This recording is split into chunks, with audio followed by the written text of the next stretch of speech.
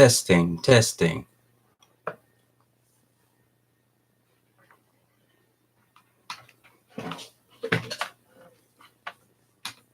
Is there anybody there? Is there anybody there?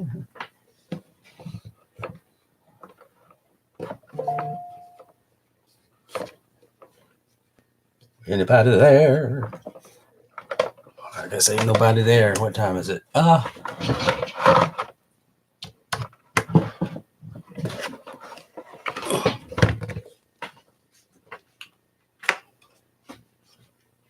Hey, Tracy, can you hear me? Deborah Brooks, can you hear me? Can you hear me? Can you hear me? Oh, great. I'm testing some new equipment, just trying to improve on some things. Good morning, everyone's. Oops, excuse me. Good morning, everyone's. Doing some rearranging in my office and attempting to make things a little better. How is that picture for you all? How does that look?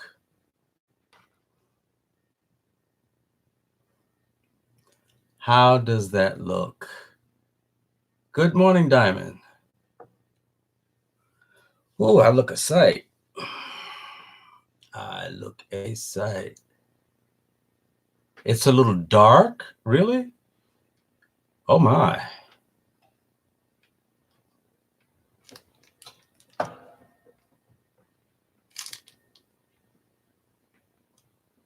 Is that better? Is the background dark, or is it the... Let me see. Hold on.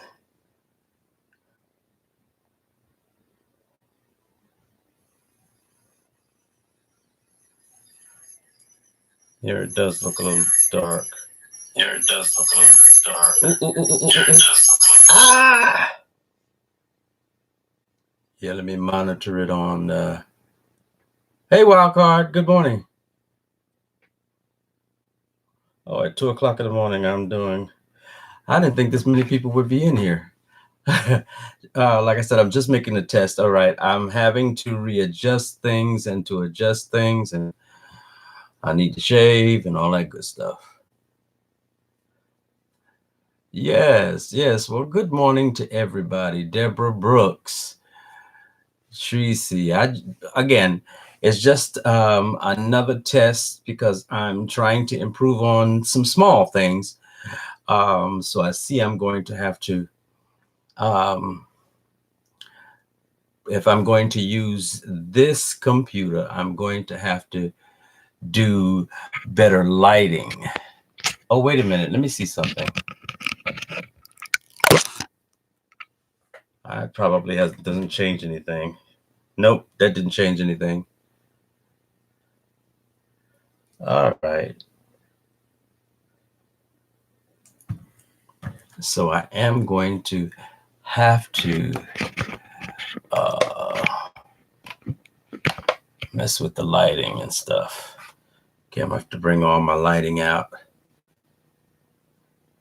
Well, beloveds, I do appreciate you all helping me out in this little in this situation with the test and all. I appreciate that. So the next time I come on, I am going to probably do some more lighting. Again, I appreciate your help and your assistance.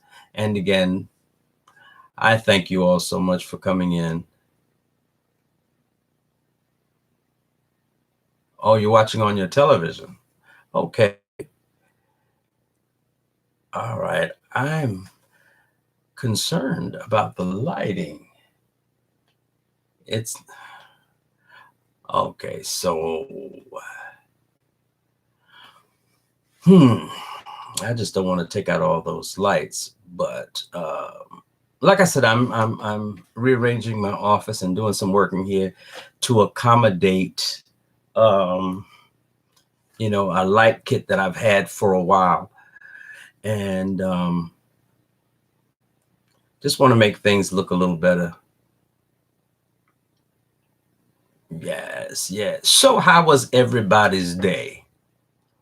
How was everybody's hump day? Did everybody have a decent day?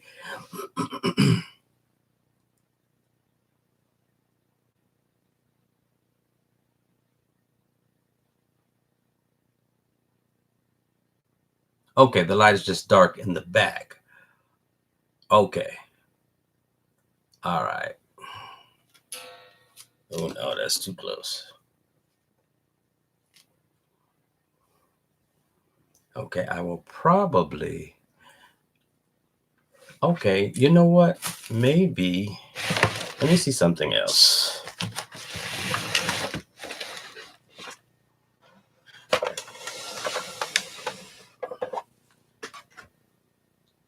How is that? Is that better?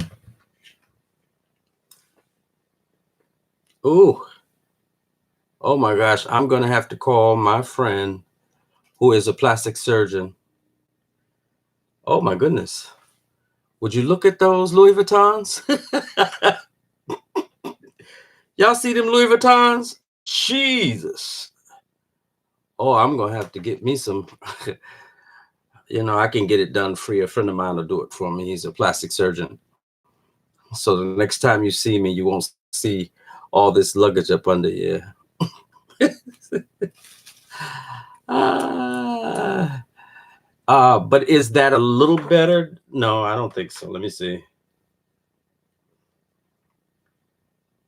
No, we're gonna fix it. I'm gonna get it fixed.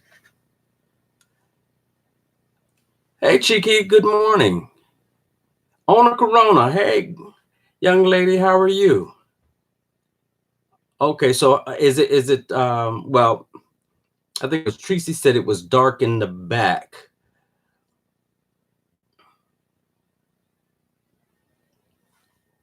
Okay. Hey, Donna Hill. Good morning. Good morning. Good morning. Good morning. Again, Satin, how are you? Good morning. Listen, let me ask you something. How was your day today? How was your Wednesday, your hump day? There's a lot of things going on in these YouTube streets.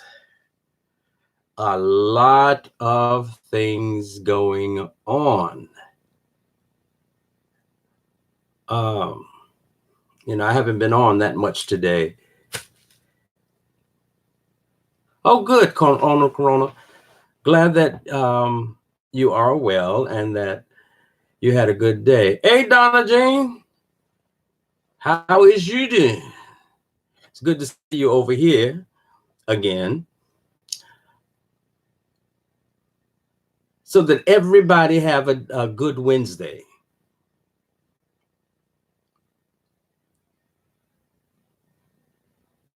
Oh, thank you, Donna Jane. Yeah, y'all can hit that thumbs up.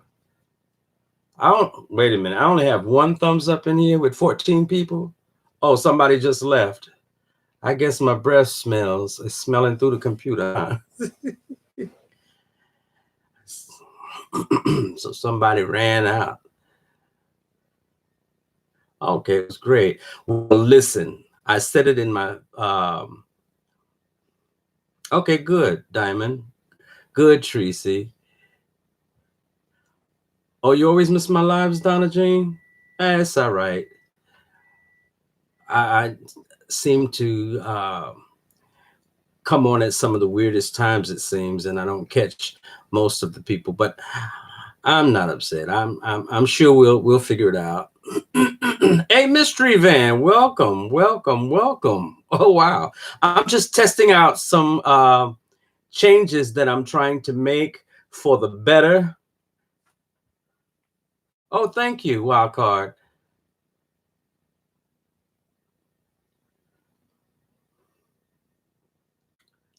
I hear you. Well, Wildcard, be you. Be you. If that's part of who you are, Be you. I'm comfortable with it. I don't I'm not telling you how to live. I'm not telling you how to be. I'm just here sharing the tools to empower you. That's what I'm all about. I'm all about empowering you. You know, I'm not here to make you feel bad about who you are. I accept you as you are. And that's what's important. Most people want to change people to be who they want them to be. And then when the person changes, they're still not satisfied. So you always have to jump through hoops. But I like to pattern my relationships with people like Jesus. You are who you are. You know, I share with you, and you make the decision to make any changes that you want to make. But if you like it, I love it. You know. But Mystery Van, I'm so happy that you came to visit me on my platform because you know I follow you like white on rice and stink on you know doo doo. But anyway, and I have Tracy living my truth, Donna Jean, and Mystery Van all in the same chat on my platform. I'm honored, people. I'm really honored. Thank you so much. Um, yeah, there's so much has been happening today. Well, the last couple of days I haven't really been on, but I've been hearing stuff in the wind. Oh, thank you. Thank you. Thank you very much, Mystery Van. Let me put my reading glasses on. You know, man, sometime have to, yeah, no, sometime the chat be sort of kind of. I had me some coffee earlier while I was doing my little changes.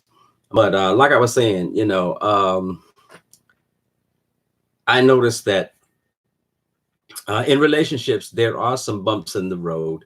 And just because we go our separate ways or go different ways, it doesn't mean that our friendship is in jeopardy or the respect that we have is no longer in existence.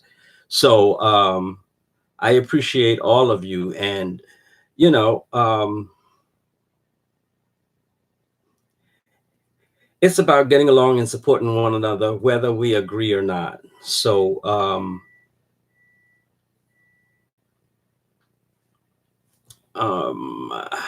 well, I did notice that my name had came up in a video a couple of days ago, and I didn't, you know, because I don't go over on the other side of town.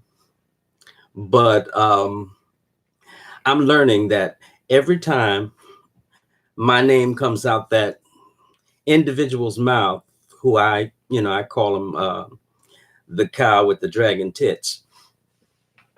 Lord forgive me for that. But anyway, um,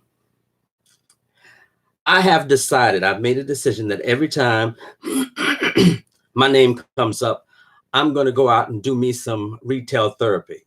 So, what I did yesterday, I went out yesterday. I had a dentist appointment, and this was after I found out. I went out, and after the dentist appointment, I went to, I did a little retail therapy. And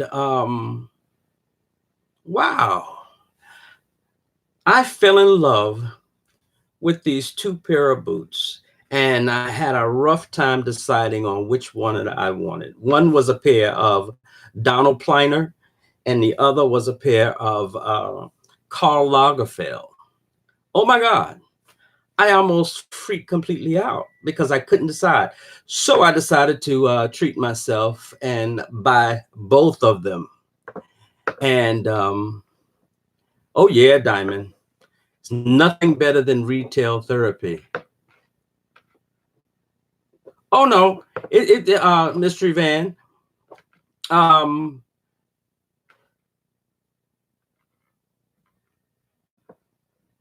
you know, I get it. I get it.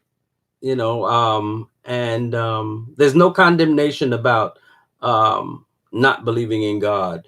Um, some people call it a higher power, the creator, the universe. Don't have a problem with that. I'm comfortable with however you believe. It's just that my experience was with Yahweh, if you will, uh, not necessarily God, because what I have found out is that there are so many gods, and um, the gods of the Bible and of history all had names, but it seems like the God that we are supposed to have a relationship, we've never been told his name. So when you say God, all the gods sort of kind of perk up to see which one, you're talking about. So I tend to call him by his name, which is Yahweh. Um, but I don't condemn anybody for the way they believe or for the way they don't believe. Um, and that's just my thing. Whose microwave? My microwave? No, I don't. Not my microwave. So it might be yours.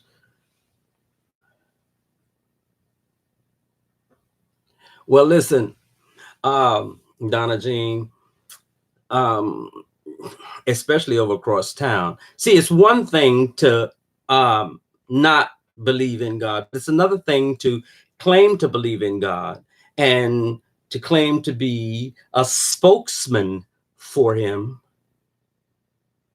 Oh my gosh, excuse me on that thought. Um, Mystery Van just sort of kind of touched a nerve. He's heating up some gumbo, y'all. We ought to jump in the van and run over to his house and have some gumbo at 2 o'clock in the morning. That sounds like a good deal. Ooh, nothing like a good old bowl of thingamajig of gumbo. But anyway, but when you oh, listen, it's satin. That has always been my favorite. Karl Lagerfeld has always been my favorite cologne. There was just a certain scent and a certain feeling that every time I smelled it, um, I loved, and it had an effect on anyone that I came in contact with. It just had this effect where it just seemed like they just couldn't help themselves. So yeah, I loved it, but it's they don't sell it in the stores too much anymore, and it can be difficult to find. And that's the reason why I started. And the fact that colognes have gotten so expensive, I took a couple of classes and I started making my own colognes. And I'm very pleased so far for the last couple of years with what I've been creating for myself. But getting back to my thought, it bothers me when people begin to, hey, food junkie, when people begin to say that they are called of God and they are anointed of God and they are in relationship, and their actions are totally contrary.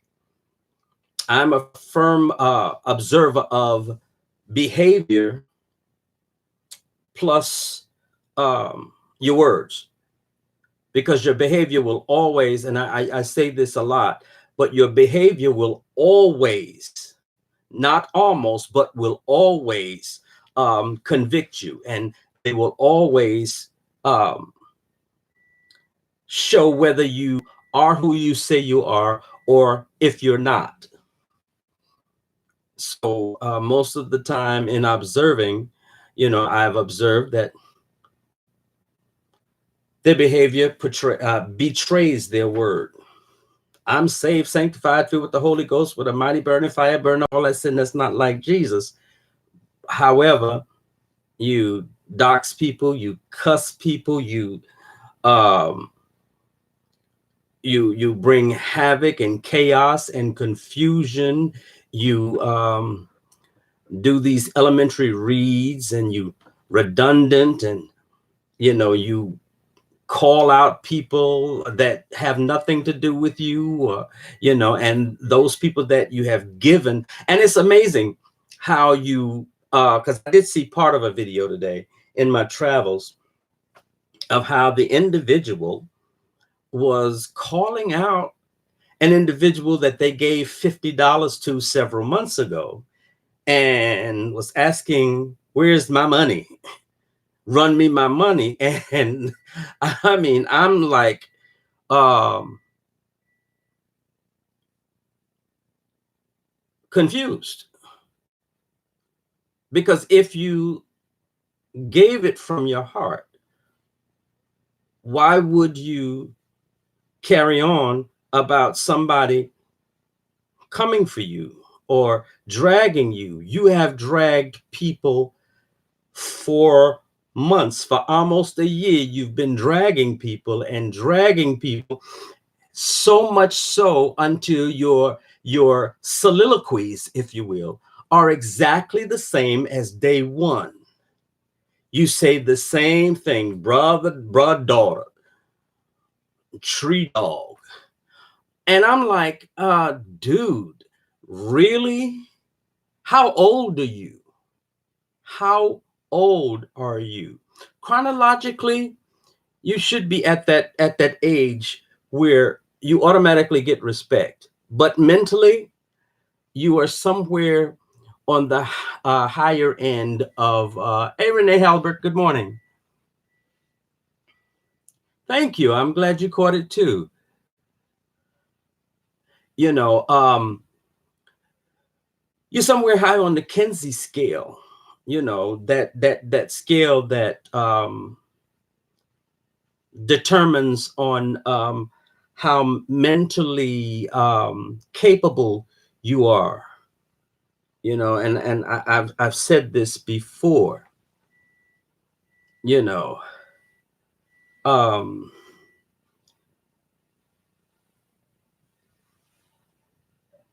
yeah. You know how in my observation, it just appears to me that you have some mental deficiencies and challenges that have not been properly addressed either with therapy and or medication. And so you walk in this world, your own world, feeling like um, no one can do better than you. No, you have no respect for anybody that has uh, trod the path path of life, that has experience. You just and you're redundant. You're redundant. The same reads over and over again.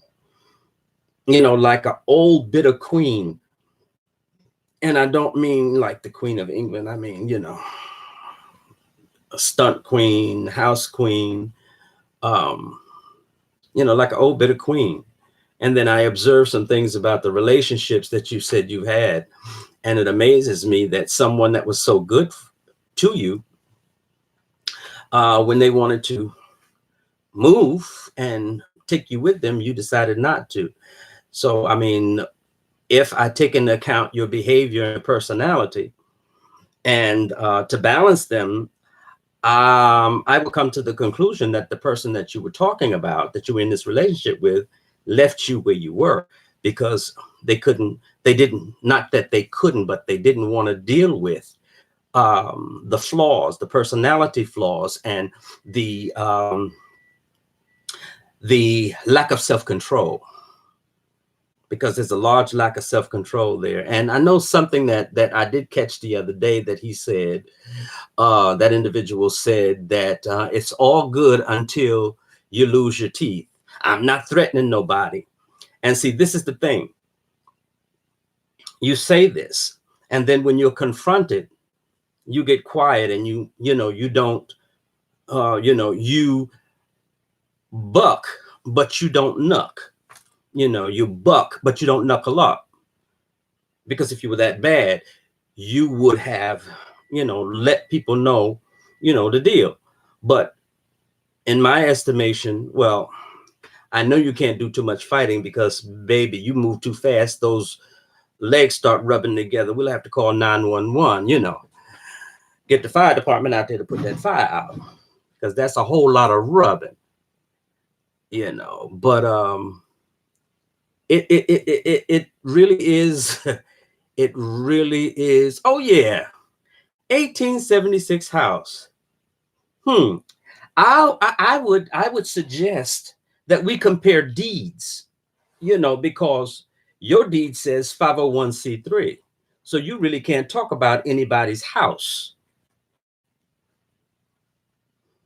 And one of the things I find out about those older houses is that those older houses are usually very stable.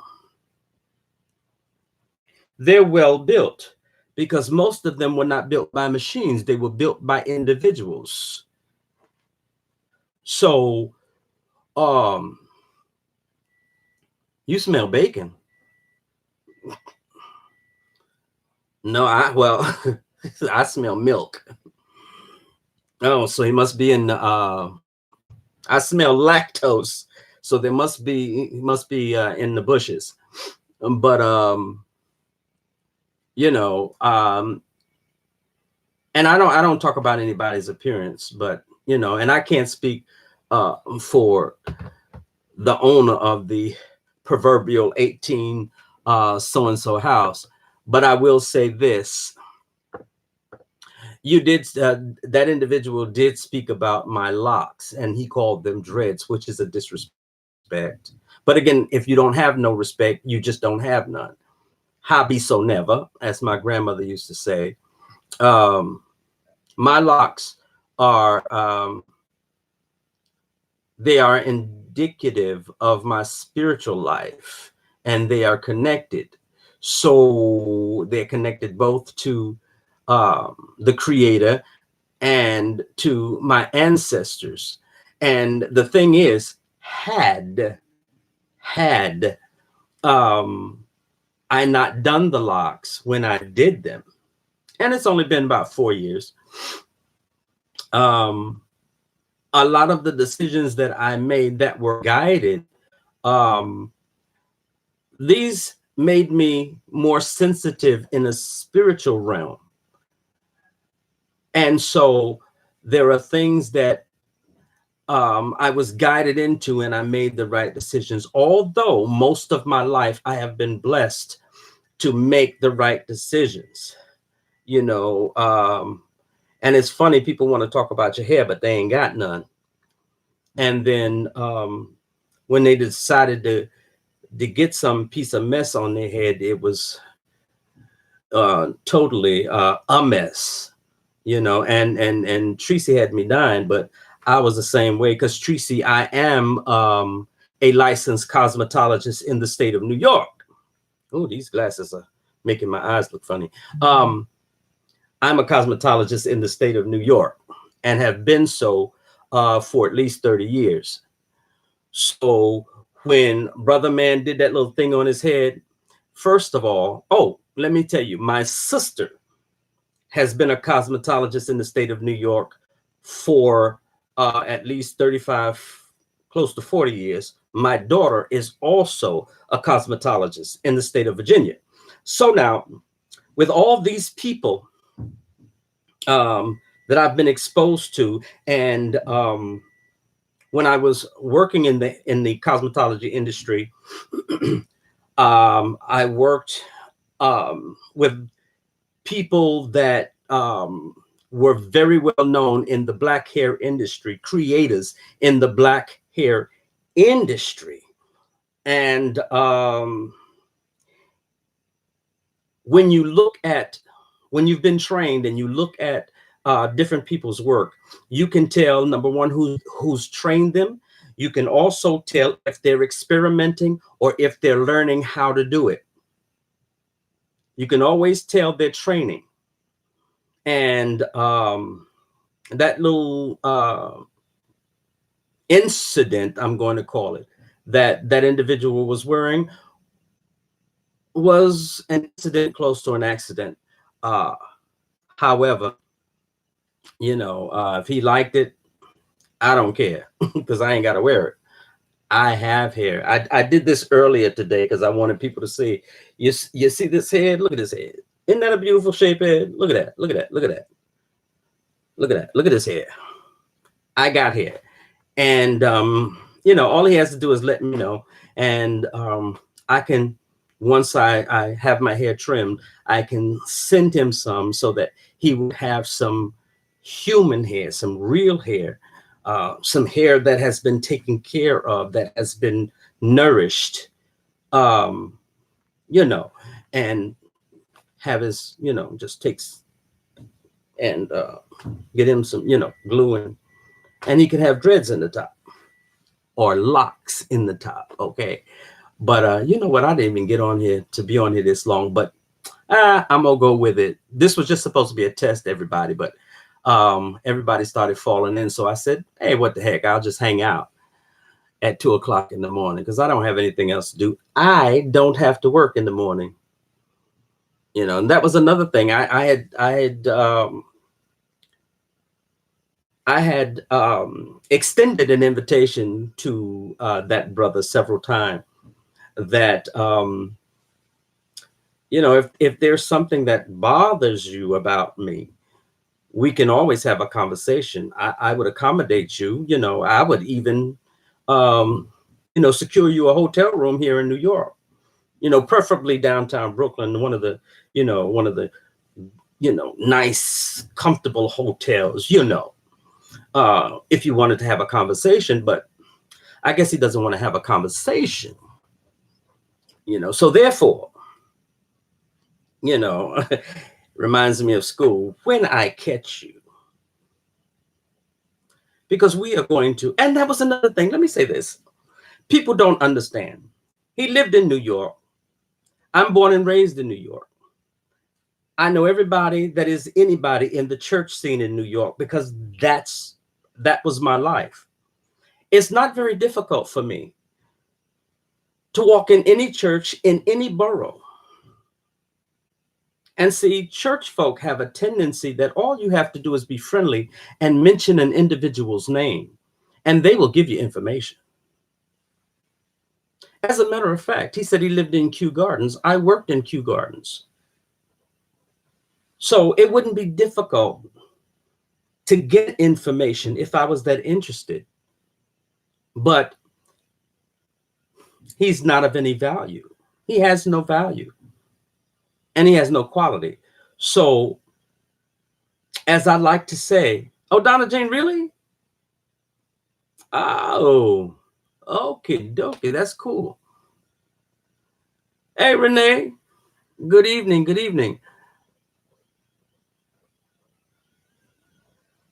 Really? What did he do wait a minute. You can't sleep tonight? He did something else tonight? Jeez.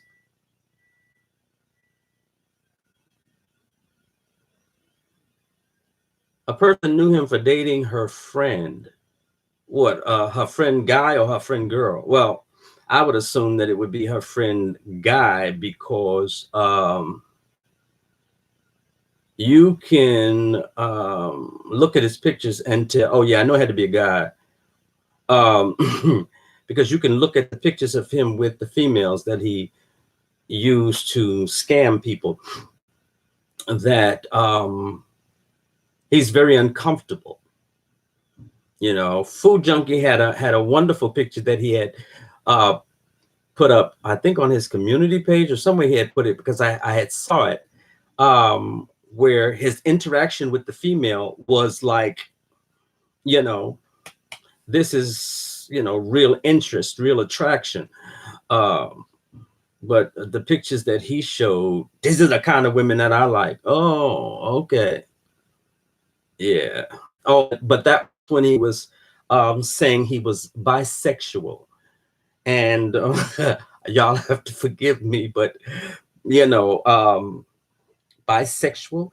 Yeah, we've all bought sexual situations and encounters in our day. We've all bought them at one time or another.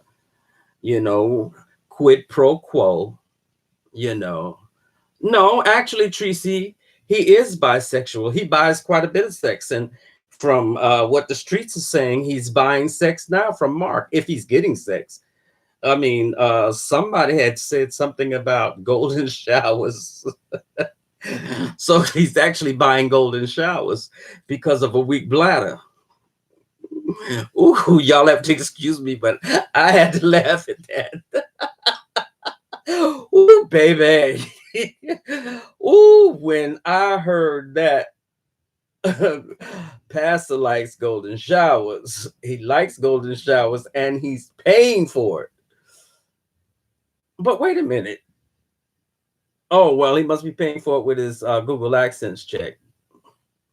You know, that's what you call Stevie Wonder said it best, part-time lover. Yeah, that's what it is, part-time lover. You know, sometime we have those, or have been bought for sexual things. But I'm saying too much. Well, you know, sometimes some of us can see from one angle while the other of us are seeing from the other angle, and we all just come together and we have the whole picture and we're able to paint the entire picture.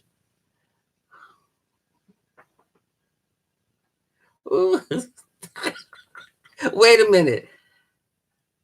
Pastor likes to get peed on. Tracy, don't get me started.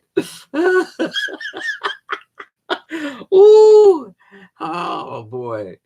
Ooh, make me go in and well, my piano is out of tune, but hit my keyboard and really bring it together. But anywho, but it's just amazing at you know, you like I said, I'm over here. I basically I don't say too much about him. I really don't say anything about him, and I don't really go over on that side of town. But you know, well, I guess I still got something, because you know he still want, you know, to suck the straw to get my milkshake. Oops, did I say that? Oh, but anywho, uh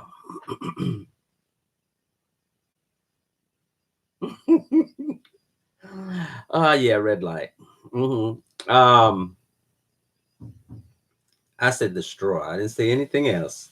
I said the straw. I didn't say anything else. I didn't say anything else. But again, I'm all about sharing and helping people and empowering people. So this really is not a drag fest, because I don't get anything out of dragging anybody. So, but every now and then you have to, you have to express and let things, out that you may have been holding, because people just go on and they go on and they go on, and it's really, when you look at things, it's really sad that, you got a man that's almost 50 years old that can't keep a job. Oh, thank you, Donna Hill. Thank you so much. Like like I said today in Wednesday Word, when I was 49, I was retired already. I was fully retired. And well, I did work a little bit after that. I did a little Broadway and a couple of off-Broadway plays with a couple of nice people, and that's not to boast, but that was a blessing from God. That was a blessing from God. Great experiences with great people. But that's about all, stuff like that I've done. And every now and then I'll get a nightclub gig here in New York, to make sure, keep up my chops.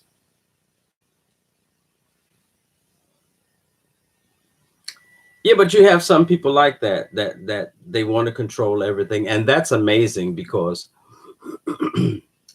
um, people have control issues. And I've always said this, even when I was working on the job that I retired from, I noticed that most people who like to control their lives were completely out of control.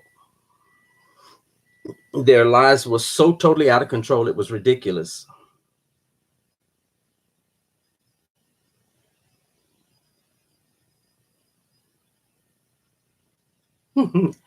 If anybody questions pastor's intentions, look at how he treats Vivian. She tries to be seen, but she's only the help to him. Wow. Wow. Well, I heard Vivian say that she is his YouTube wife. You know, the things that people give up to be associated, you know, because of low self-esteem, I guess, low self-worth. Um, wow. But you have a point there because wild card, you have a point there because a lot of that um, you notice that I use you for the moment and then I discard you until I need you again. You're only important as my need. Once my need has been filled, you know, and well, Vivian needs an intervention. Well, that's totally incumbent upon Vivian. I mean, I don't know Vivian. I haven't had any interactions with Vivian. Even when I was over there, um, we didn't have interactions like that.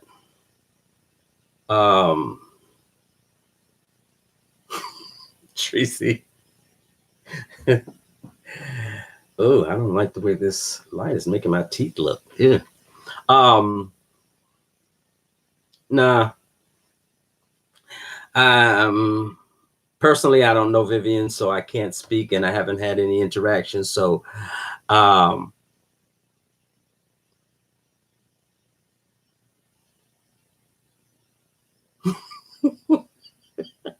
Renee,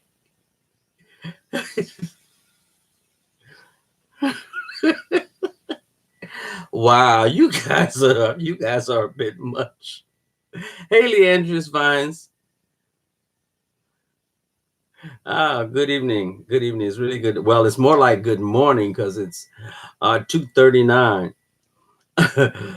But baby, you guys are a bit much. Oh, Renee. But there's several people on here that needs to be clobbered, upside the head with a hardback Bible. There's a couple of them, or any kind of a hardback dictionary, because their vocabulary is wanting. You know, their command of the English language is a little. Mo is in here. Hey, Mo. Good morning, Mo. you know, um, yeah. Their language. Cheryl Brown. Good morning. How you doing? It's good to see you. Good to see you. Oh, baby. Yeah, you know, and then some of them need to be hit upside the head with a good cosmetologist. But I ain't one to gossip, so y'all ain't hear it from me. Uh, but listen, beloveds,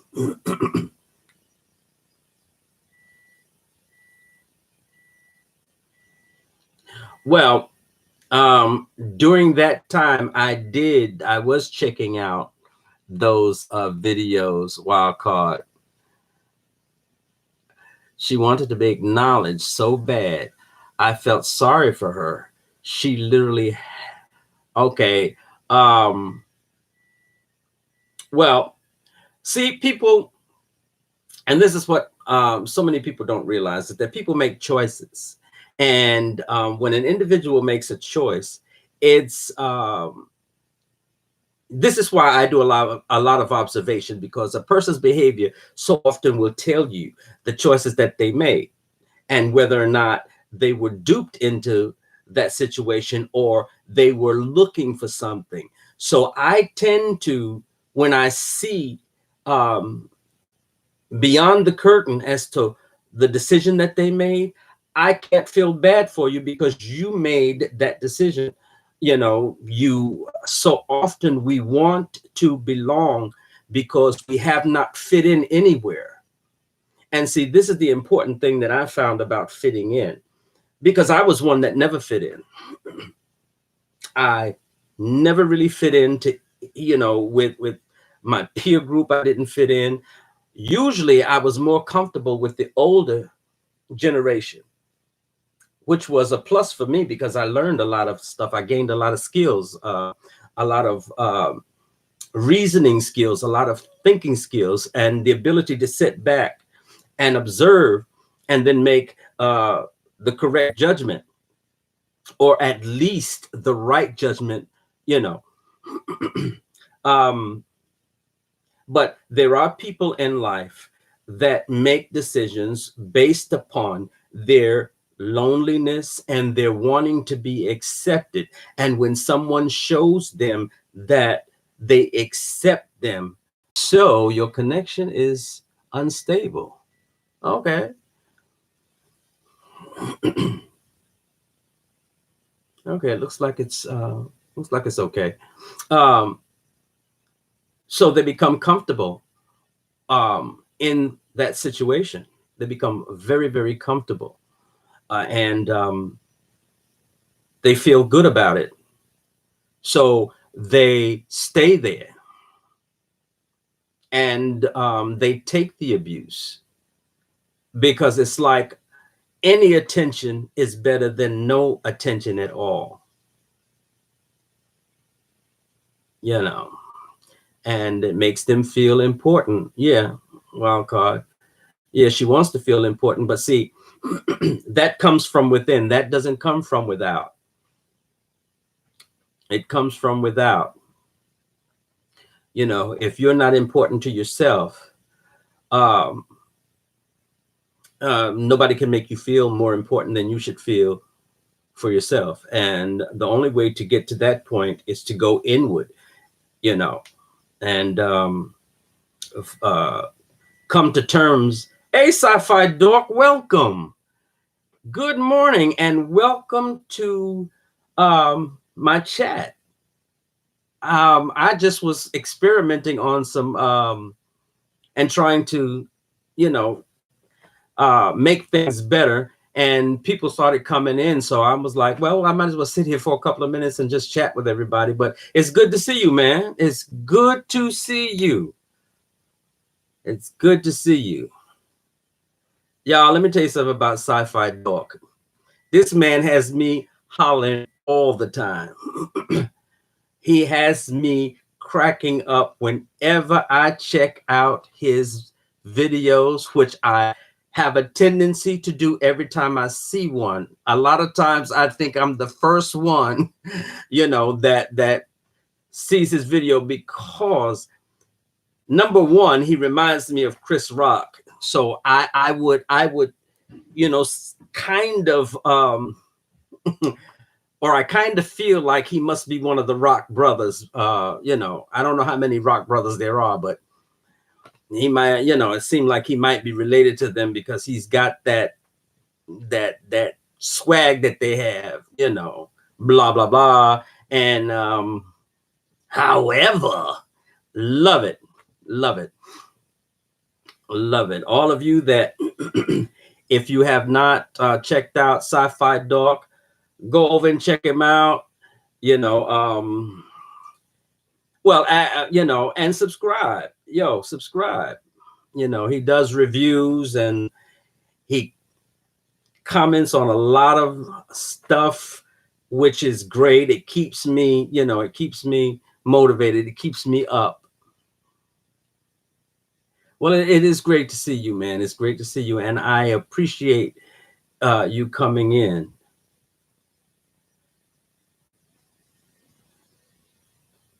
I appreciate you coming in. Yes, yes, yes, yes, yes.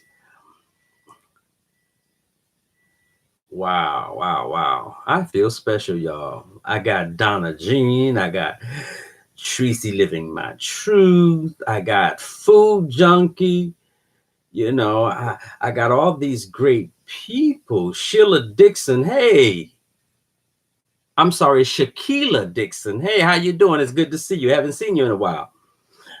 But yes, beloved ones, beloved ones, beloved ones. Yeah, I'm just hanging out here at home, trying to get things a little bit better. And I do appreciate the feedback on this new look. So we're going to have to, I'm going to have to work on the lighting, which again, I have lighting that I have not been using. So I'm going to have to pull it out of my bag. Pastor Stephen McNeil Lennon, good evening, good morning. Good to see you, man. It's really good to see you. Oh, you're welcome, man. You are welcome. Sci-Fi Dork, you're welcome, man. We family. Oh, great. Oh, great. Oh, great. Yes, yes, yes, yes.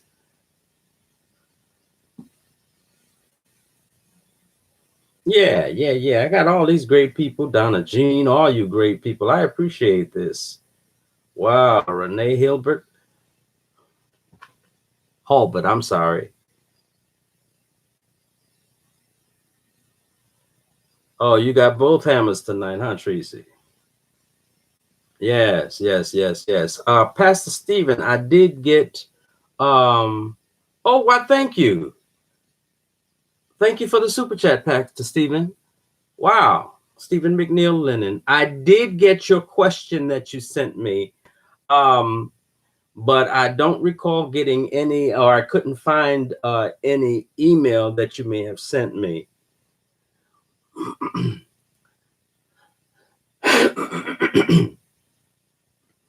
Yeah, yeah, yeah, yeah, yeah, yeah. Um,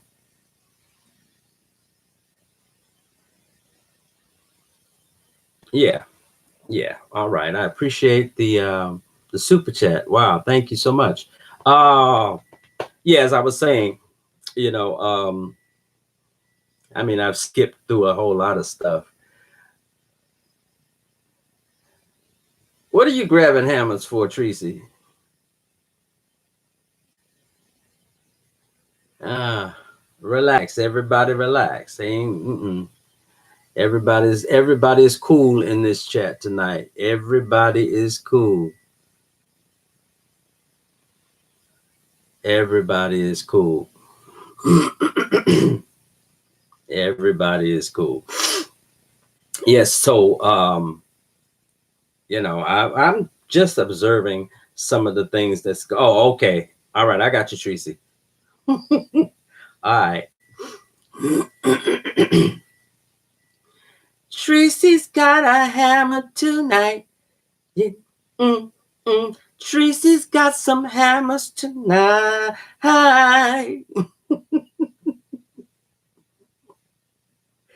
Yes, yes. Okay.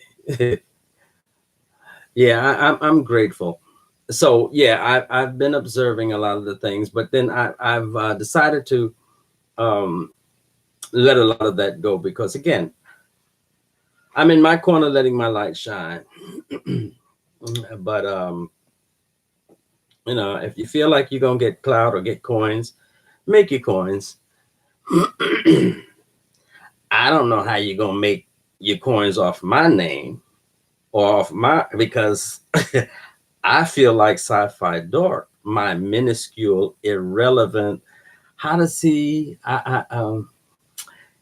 Yo, the way he puts that together, I be cracking up. Insignificant channel. No, well, he has Jesus the pool boy. Renee, he has Jesus the pool boy. You know Jesus the pool boy? You know, Jesus is spelled the same way, it's just pronounced differently. You know, but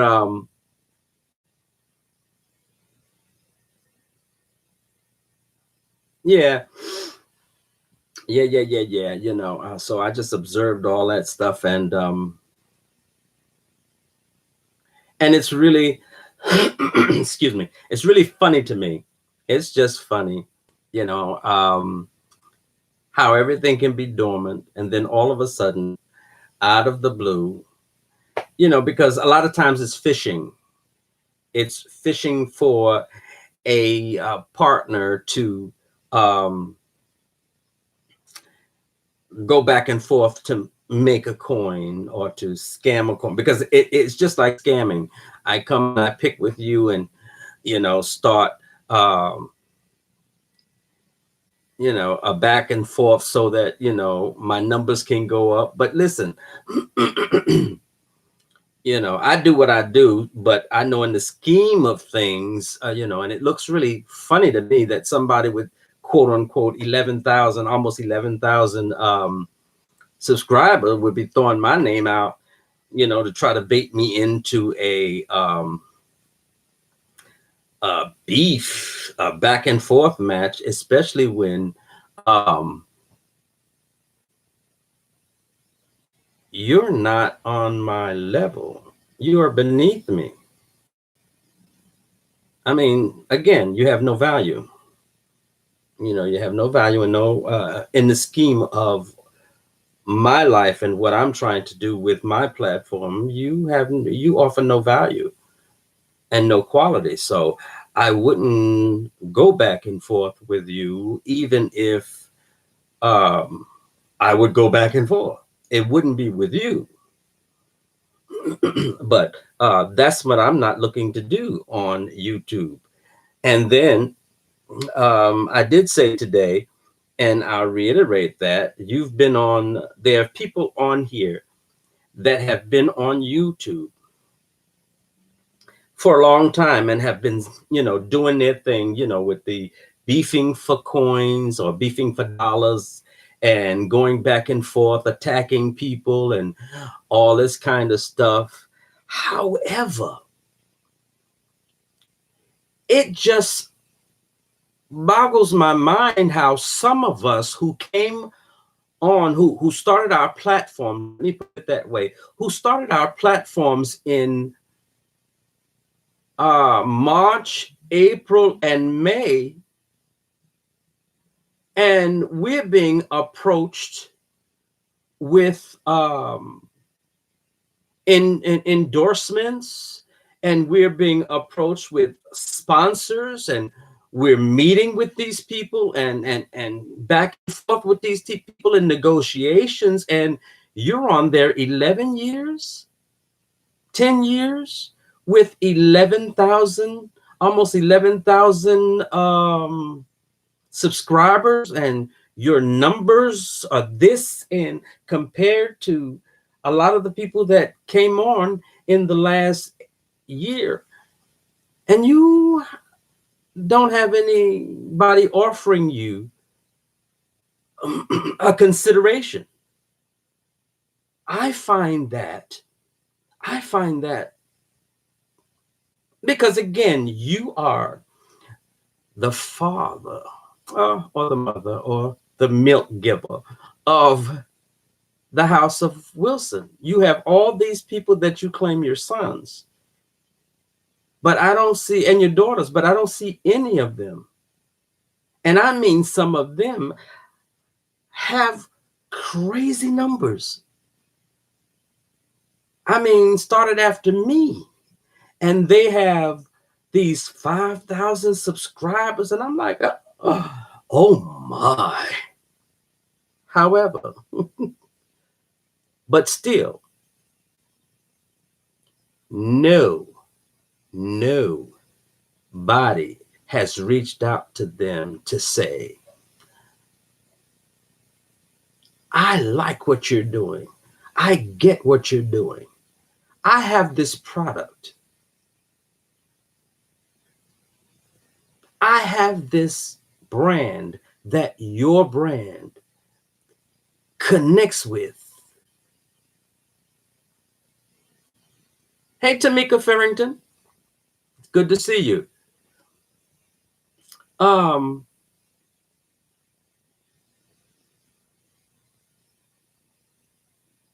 oh, so you're coming over here for that, Miss Farrington? Wow. Oh, J Dot is in here. Hey, J Dot. That's now see, that's what you call a vlog, son. That's a vlog, son. But thank you for the view and for, I appreciate that, Tamika, but that's unnecessary. People that are part of the cross support movement are independent and they are allowed to be themselves. We advocate over here. I was asleep and staying in the bushes. I get you. I appreciate that. Thank you, because I was getting ready to go in. And see, I don't have too many of those kind of trolls that come in here and do all of that kind of stuff. We just don't have time for it over here. But, we over here, because I'm sure you're still sort of kind of hovering over.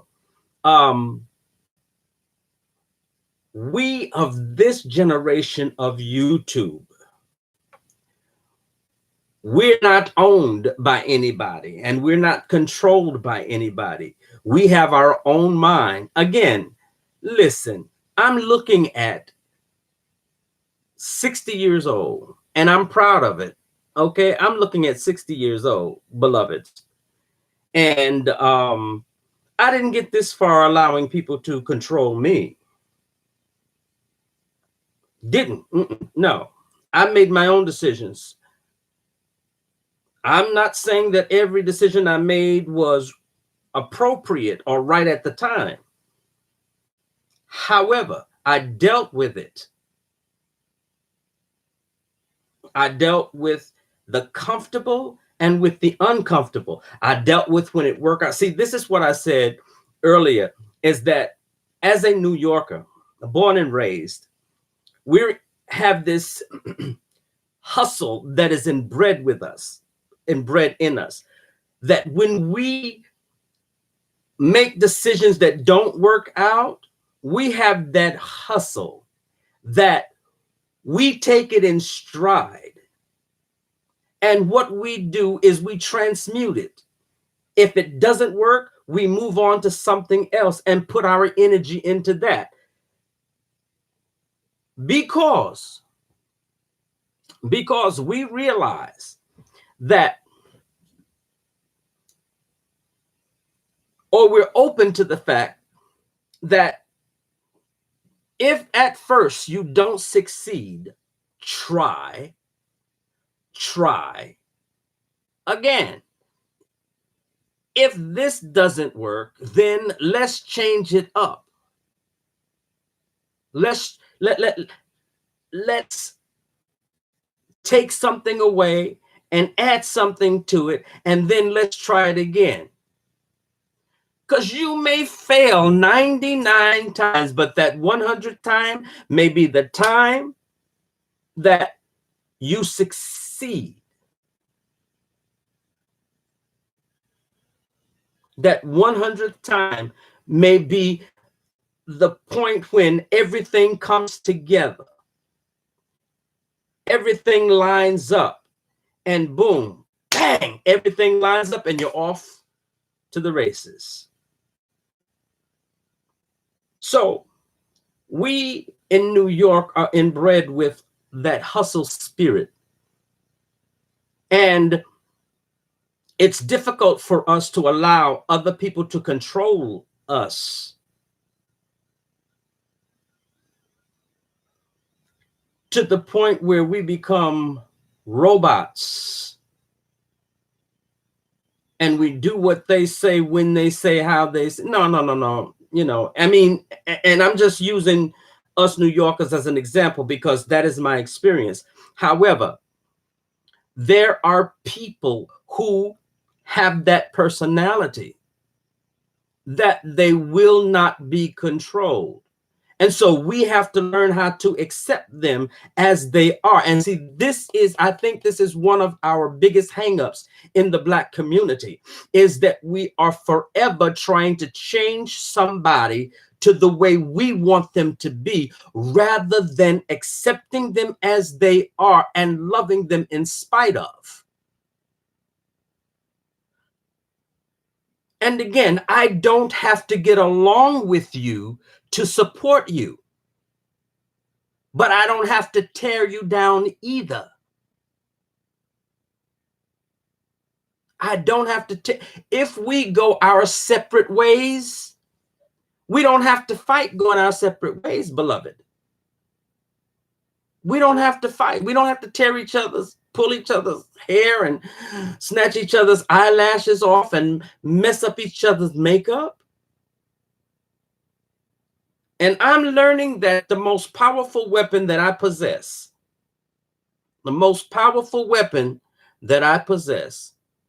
is a closed mouth. Because when people can't get you to go back at them when they want you to, you win and they're defeated. Everything does not always need an answer at that time. There are times, and sometimes you don't even, Eddie Peeler, sometimes we don't even have to walk away. Sometimes we just stand there and be quiet and just look at them, and they'll begin to feel stupid, because you can only argue by yourself. When it comes to, now I'll express some things, I'll share some things, but I'm not going to stand up here and argue. No, for what? I've come too far from where I started from to stand up here and try to convince you that you are wrong and I'm right. Every man in his own eyes feels that he's right. How, as my grandmother would say, how be so never. So often, and then too, we have to be able to hear each other. That's another thing that we have this, we hold ourselves in a place where we don't want to hear. And when I say that, I mean that in the context of having wise counsel. No man is an island. No man stands alone. No man is really successful by himself. Everybody has people that give and pour into and plant in you that causes you to be a success. And sometimes that wise counsel should be at least acknowledged and give them a little ear. Because there are times when you're going down the wrong road because you're so caught up in your own emotions. And again, if you're emotional, you cannot see, you cannot hear, you cannot think. You cannot feel and you cannot think at the same time. It is not going to work. One is going to rule the other. One is going to take control of the other, or should I say, you're going to give one more power than the other. And usually, when we run on our emotion, we usually, number one, we run out. And when we run out, we realize that we have made the wrong decision to follow our emotions rather than to go with what we know. So sometimes there are people around you that God will give a word. God will reveal something in that moment concerning you, that instead of you fighting the battle, He'll give you a word. He'll send somebody that's around you with that is a wise counselor that will give you a word that will slow you down to the point where you'll be able to see God work. Because see, this is, and I said this to somebody a while ago. I said, look, if you are in a battle and God has promised to fight your battle, let me tell you what happens when you continue to fight. When you continue to fight, you got your enemy fighting, you got God fighting, and you're in the middle. So guess what's going to happen? You are going to get the worst of the fight because you're getting in the way of God taking care of that battle, plus you're being hit by the opponent. But when you step back and let God fight your battle, when it's time for you to speak, you'll have the right words. You'll have the precision of speech. You'll have the clarity of thought. And your point will be received. And things will change. But if you stand there and try to fight when God is fighting, you wind up getting hurt. You wind up suffering loss. You wind up suffering. We always want to do all the fighting ourselves. There are times when you just have to let it go. Let it go. And then there are times when you tell God to fight it and you give it over to God, that you keep going back and forth. God is just standing there saying, all right, you gave it to me, but you took it back. So listen, I am not going to stand here and make you give me what I told you to give me so I can do it for you. If you ever want to see a miracle, get into a situation and listen to the voice of God tell you, don't worry about it. Go on about your business. I got this. And when you're obedient, see, blessing comes out of obedience. Blessings come through obedience. And I said it before, the God voice in you. I don't care how evil you claim to be or how bad you claim to be. Each one of us have the God voice within us, whether we connect to it, whether we listen to it or not. And most of us are so grown that we don't want to hear what God has to say because we feel that he's going to tell us to lay down and be the welcome mat. Well, I want to serve notice on you. And let me help you with this, because there is a time when you should fight. There is a time when you should fight. There is a time when you should protect yourself. There is a time when God will tell you to go into the enemy's camp and slay everything that moves. Kill up everything. Take the gold and the silver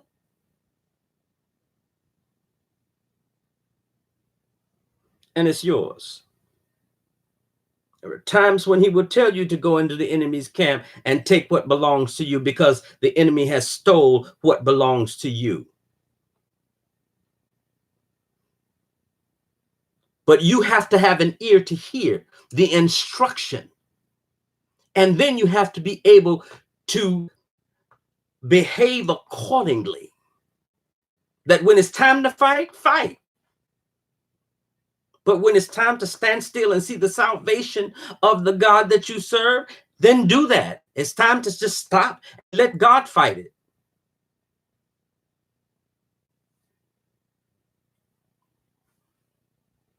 Discernment. It's being able to discern. And let me say something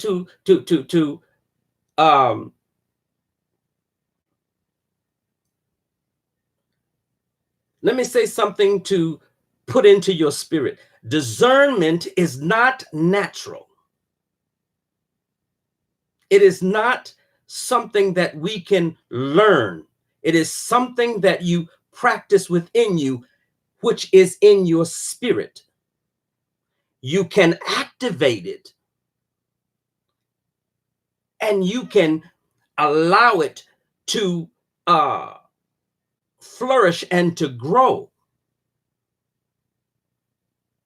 But it's not something that you can read about and all of a sudden you got it. You read the instructions, so to speak, like putting together a toy car or a boat or a plane. It's not like that. It's not like that. Discernment is the God voice that is inside of you, that speaks to you. It speaks to you. It shows you when things are not right. It warns you, don't get too involved with this. Don't get too close. Don't stand so far away. This person is your helper. This person is your supporter. This person has got your back. That other one ain't got your back. When you are in touch with discernment, you don't make excuses for people and their shenanigans. When you have discernment, what you begin to do is you begin to lift up a standard, and your boundaries are not crossed by anybody.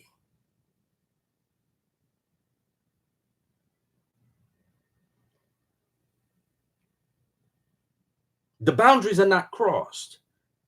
People are not taking you for granted because you have a soft heart. And when you have discernment, you can tell those that are coming at you with game. Because people come ever so sweet.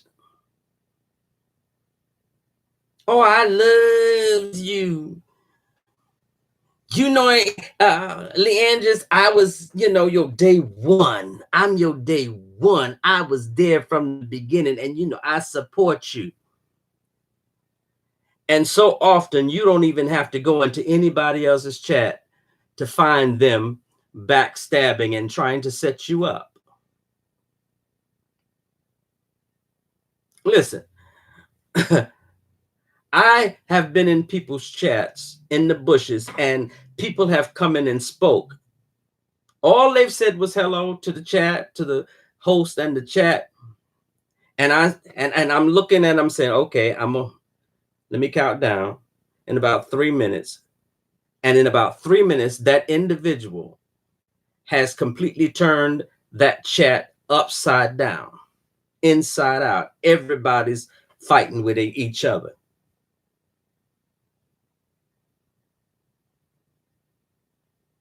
And this is why it's very important when you choose your mods that there is a foundation and that you discern your mods. You discern who your mods are.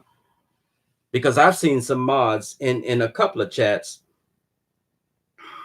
and this is just my observation, that you can tell by their modding when they're in that chat. You can tell what they're all about because they begin to block the people that are good for you, and the people that are not good for you, they let them have their way. They don't uphold a respect, a general respect, a level of respect. If your mod does not respect you, enough not to fight in your chat, then they shouldn't be a mod. And when I say fight, picking fights. There's some mods out here that all they do is pick fights with everybody. What I say unto one, I say unto all. I say unto all.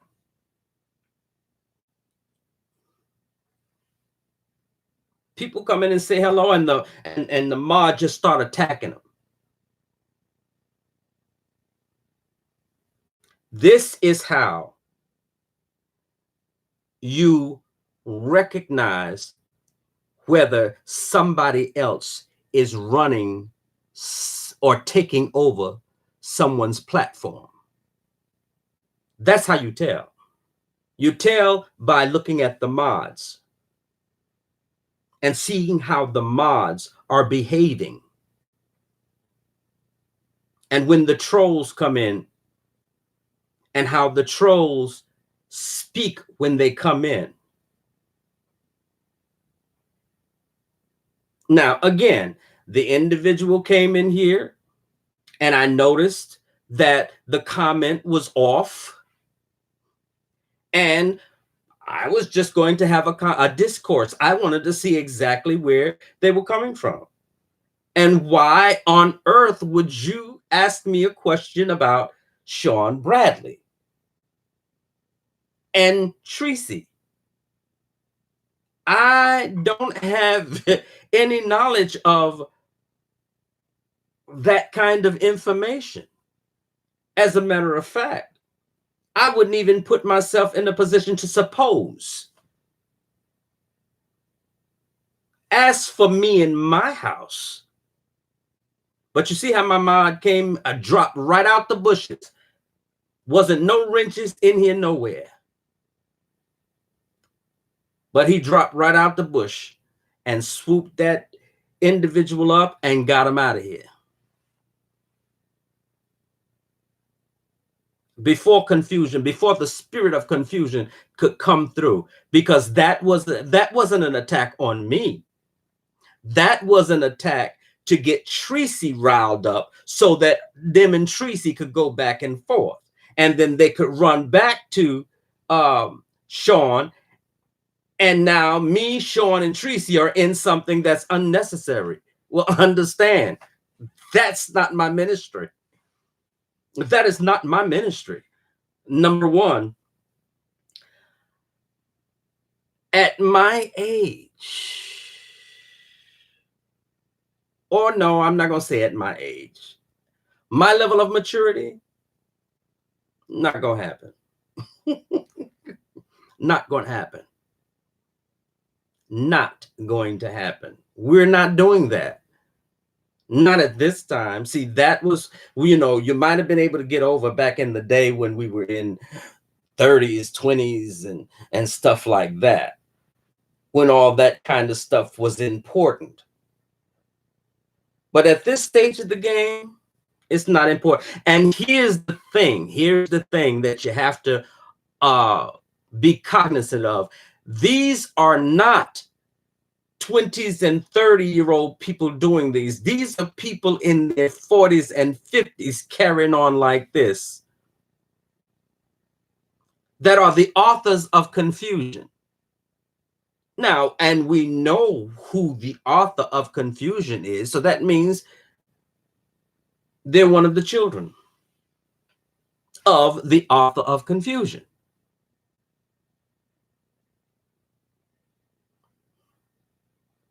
And you're right, Leandros Vines, when we have grown to a maturity, when we have matured, the Bible says, and I have to refer to the Bible because that's my experience. When I was a child, I thought as a child. I spoke as a child. I was excited. I said anything that popped in my head. I had a whole lot of toys that I played with. But when I became a man, I put away childish things. In other words, when I became a man, I put the toys in the attic. Those that I didn't donate to charity, I put them in the attic so that when my children came along, they can play with those toys. They have their season to play with those toys. But I got rid of the toys because as a man, those kind of toys we can't play with. Now, there are some toys that we do get when we mature because we're at that age to play with those toys.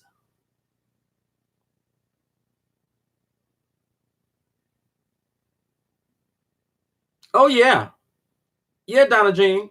It will surprise you how old these people are that keep a lot of this mess going up. But it is because they are reliving their childhood. They're able to relive those years that they've lost. And sometimes when you lose or when you were not able to live a certain way in those years, it seems that YouTube has given them a way to go back in time as if it is a parallel universe and get that time back and behave what we call unseemingly. And then same people will tell you that they don't play games and they don't do this and they don't do that. You know, I'm always observant of the person that say, no, I don't do that. Mm-mm. I don't get involved in other people's business, because when they say it too many times, they're actually saying, oh, baby, I get all up in people's business and I spread it and I listen, don't tell me and don't tell me nothing. You know, there's a friend of mine back in the day. She was an older woman and she said, if you ain't got nothing good to say about people, baby, come sit by me. Give me all the dirt. And, you know, I used to laugh because I thought it was funny. I thought it was funny, but you have people like that, even though she was kidding. But you have people like that. You have any dirt, baby, come share it with me, because I know you may not know what to do with that dirt, but I know what to do with it. Authors of confusion, stirring up confusion, causing a division between the brethren. And when I say brethren, I mean that as a whole, the community as a whole. There are some people that have this warped sense that a warped sense that their ministry is to cause confusion. However, again, this is where discernment comes in. When you have discernment, and see, discernment is not something that you turn off and on. It is a spirit. It is a part of you that is always in motion. It is always in motion, always in motion. It is always in use. It is always activated. It is very sensitive. It is very sensitive, and it picks up real quickly. So when you discern these people, you have to know how to treat them, whether you treat them with a long-handled spoon or whether you don't treat them at all.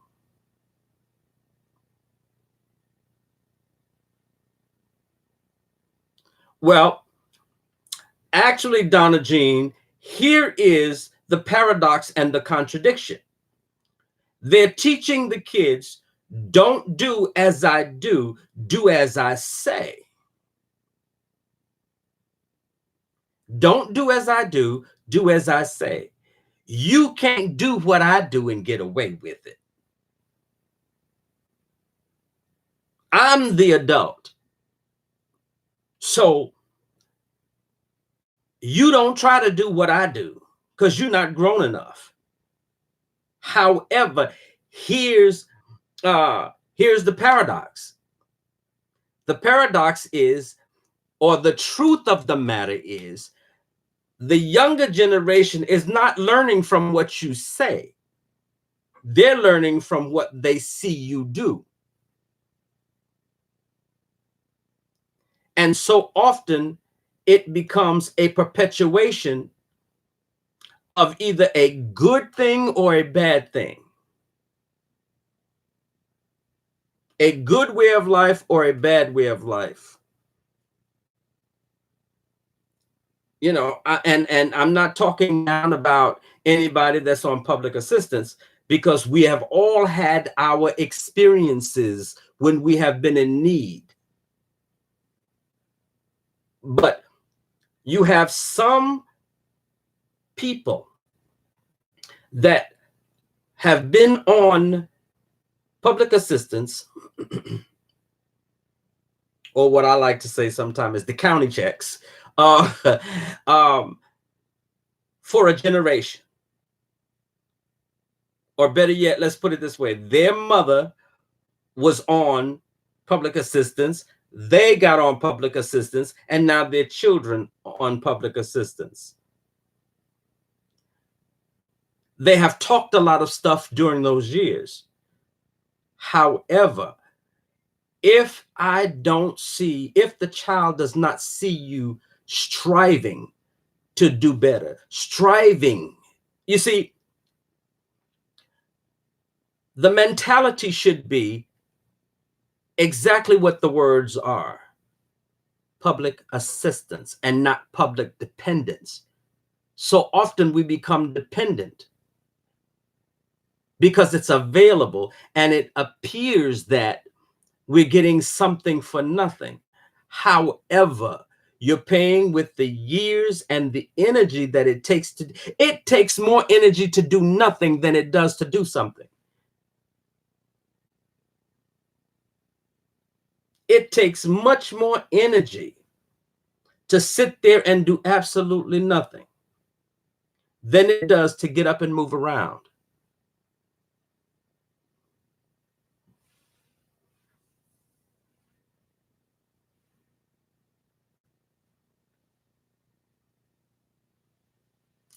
Mm-hmm. You're right, Donna Jean. And then some parental behavior is bullying, and so the children automatically pick that up. It's just like a spirit. Exactly. The younger generation is, Pastor Stephen McNeil said that the younger generation is a reflection of us. It is a reflection of, they are a reflection of what we thought we were hiding from them. We thought we were protecting them from what we were doing. But again, your words, your behavior will always betray your words. You can tell me go to school every day, but if you sit in your behind at home, not trying to get a job, not working, not being an example, I ain't going to school. I may leave the house, but I ain't going to school. I'm gonna go hang out. I'm gonna go and do what he do.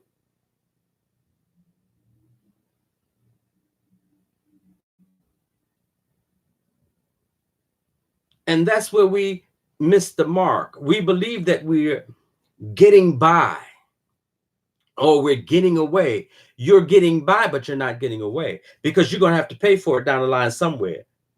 There is no such reality as something for nothing.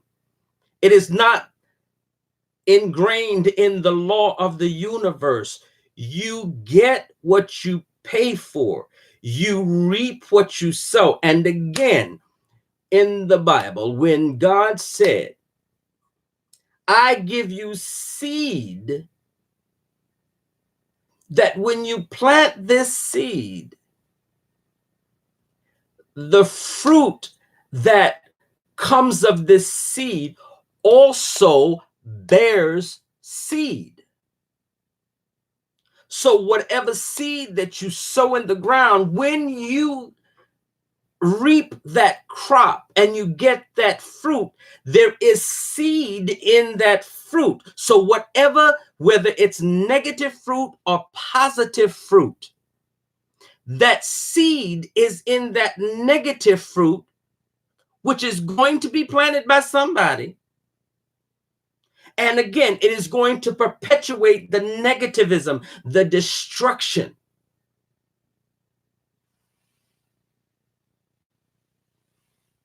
That's what's going to happen. And we miss the point. So often we think that what we do is hidden from how we think. And it is totally the opposite. We are revealed. What we think is revealed in our actions and our interactions with other people.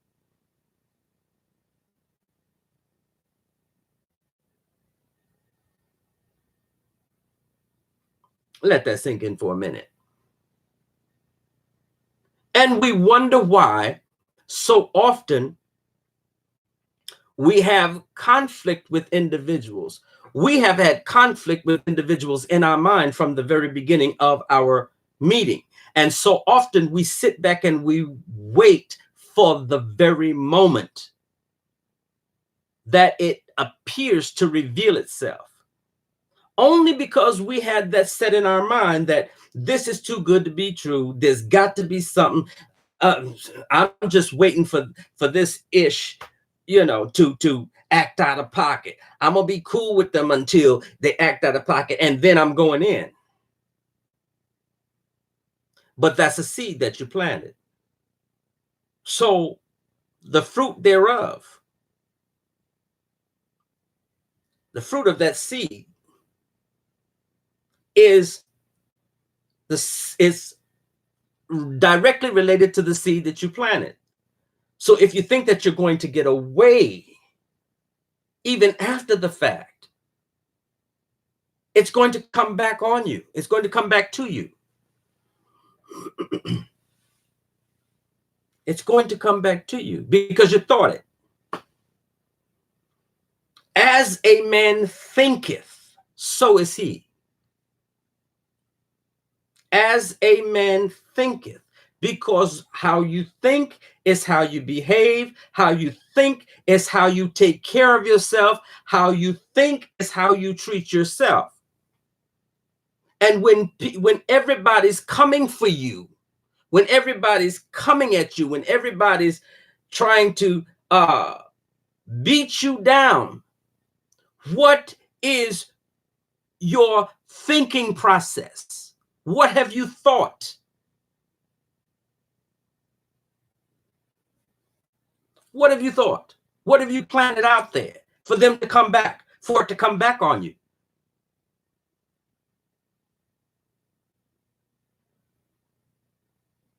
So we have to take everything. It is all related. It is all related. It is all intertwined.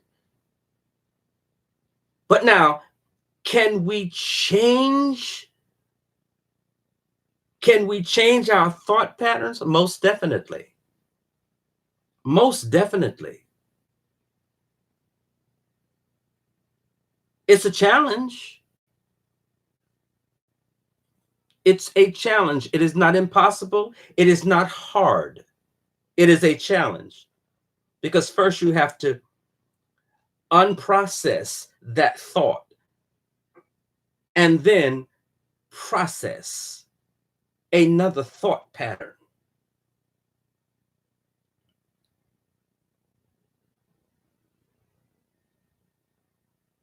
When I spoke about strongholds, and so often it is so very funny in my experience coming up in the church, strongholds were always explained as the imps that the devil sends out. But that's not what a stronghold is. And that particular verse is about thought patterns. thought patterns that are fortified, and fortified in the context of fortress. Those thoughts are protected by a fortress. Those strongholds are thoughts that are fortified by our habits, by our actions. So, good morning, Ray Ellen. Welcome. So, what we have to begin to do, we have to begin to go behind the fortress, uproot those thought patterns by renewing our mind with thoughts that are, I want to say positive, but that's by a new way of thinking. By a new way of thinking. Root them up by the very roots. Pluck them up, not just pulling them up, but digging down deeply to where the root actually begins, and pull that bad boy up and get rid of it. And in its place, planting the thoughts of love.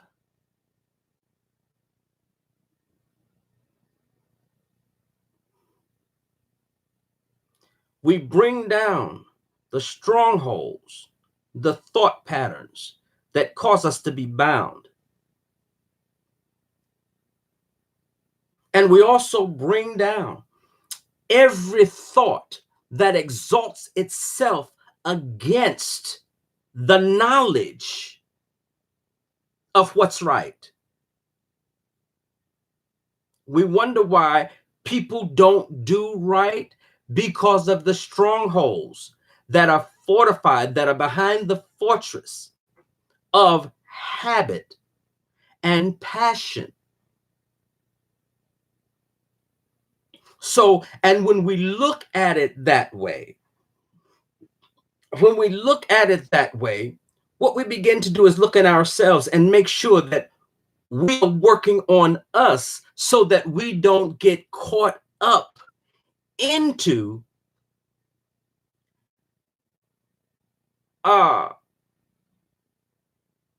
lose ourselves into the anger and disappointment in trying to change that person. Why we get so frustrated? Why, especially with the person on the other side of town. He claims to be a pastor and a preacher and ordained and all this kind of stuff. Yeah, there are a lot of people that ordained, and it's really nothing. You can go online and get ordination papers. You can get ordination papers that say you are a pastor, preacher, bishop, all this kind of stuff. But when you find yourself being so emotionally involved with what that individual is doing, you have lost yourself. When you allow yourself to be so emotional about it, then you're not paying attention to your own mental and spiritual health. And yes, I know, because it gets frustrating. However, the moment you find yourself getting frustrated, baby, you got to go and detox. If that means taking a laxative, you need to get that stuff out of you. A mental laxative does the body good. Let that stuff go and turn introspectively. What can I do to strengthen my own spirituality or my own mental stability? I need to strengthen me, because if I'm so caught up in I'm telling you, the way that the enemy destroys us is by distraction. They will distract you with somebody else's behavior just to destroy you. Listen, we get all worked up on something and people that we have no control over. Everybody makes choices and decisions. I'm not responsible for the choices and the decisions that others make. It's not my responsibleness to fight with them to change their mind. It really isn't.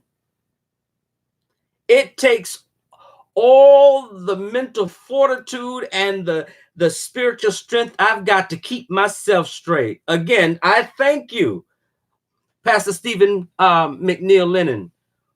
I appreciate that very much. But it takes everything I have, everything that I have at my disposal to keep myself in a straight line, to keep myself connected, to keep myself on my path. When you begin to get distracted, everything that God has put in you, you leave it here and you're paying more attention to there, trying to make that person your ministry. That person is not your ministry. That's God's ministry, because only God can work that thing out in them. All you can do is be an example. You give them a word and you keep it moving. Not get so caught up. And listen, I had to learn this. This is not, I'm telling y'all, the person you see is not the person I've always been. But wisdom comes with maturity. Wisdom comes with experience. So don't be afraid of experience. And every experience is not going to kill you, is not going to hurt you. I spoke today about giving yourself permission. Give yourself permission to let that be their problem and their concern. And I felt that in my spirit. Y'all, ooh, that thing just jumped up in my stomach. Give yourself permission to let that be their issue and not yours.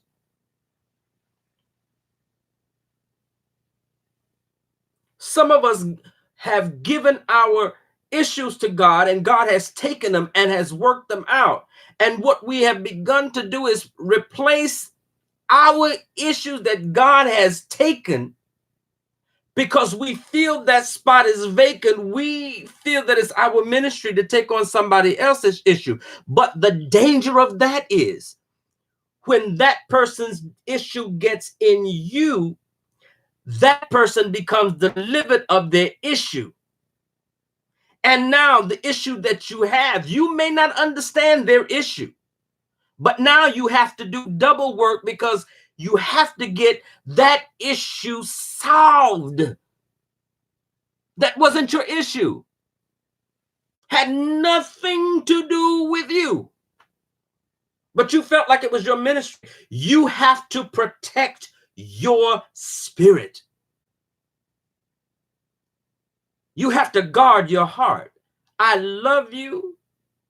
I feel for you, but I can't touch you, because I can only pray for you.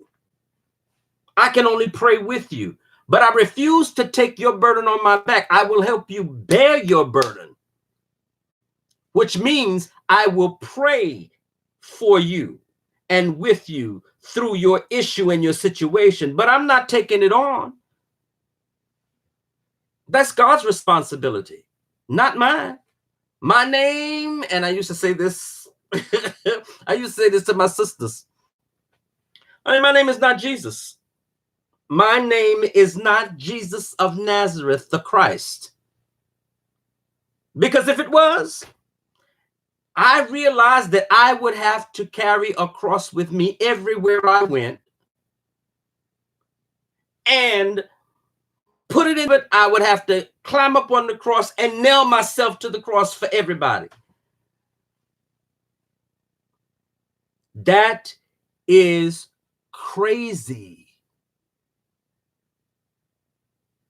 That is crazy. So you have to give yourself permission to deal with your own issues and to leave other folks' issues alone. They used to have a saying years ago, and I think there was a song that I've got 6 months to mind my business and 6 months to leave other folks' business alone. Do you know that when I look at my calendar, uh, with that adage, it means that my whole year is booked. I ain't got no room for nobody else's business, because when I'm not minding my business, I'm leaving other folks' business alone. I'm leaving other folks' business completely alone. Have your own business. Now, if you need a word, I can give you a word. I can encourage you. I can even strengthen you. But I'm not carrying it. It's not my responsibility to carry you. Again, it is my ministry to strengthen you and to go to God with you, but it is not to carry it. There's a difference in bearing your burden and bearing your infirmities. Your infirmities, I understand. And but it's all about going before God or going to God with you, with your issue, not carrying it for you. No, beloved. We've been taught too long that, and this is the reason why a lot of people have, in this dispensation of time, people have decided not to be a member or bothered with organized religion, because organized religion has taught us a whole lot of mess that's unnecessary and have caused us to feel responsible for stuff that we're not responsible for, and to feel that we're going to die and go to hell if we decide to do something different than what the norm is doing, and all this kind of stuff. Baby, that's crazy.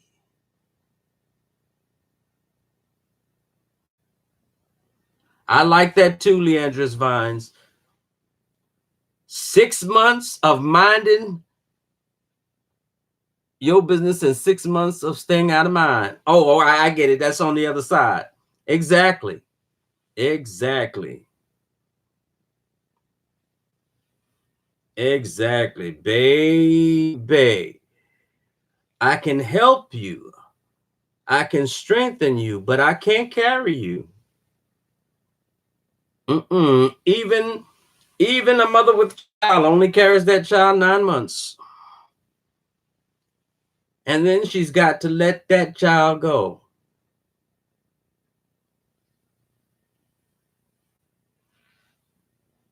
I give myself permission.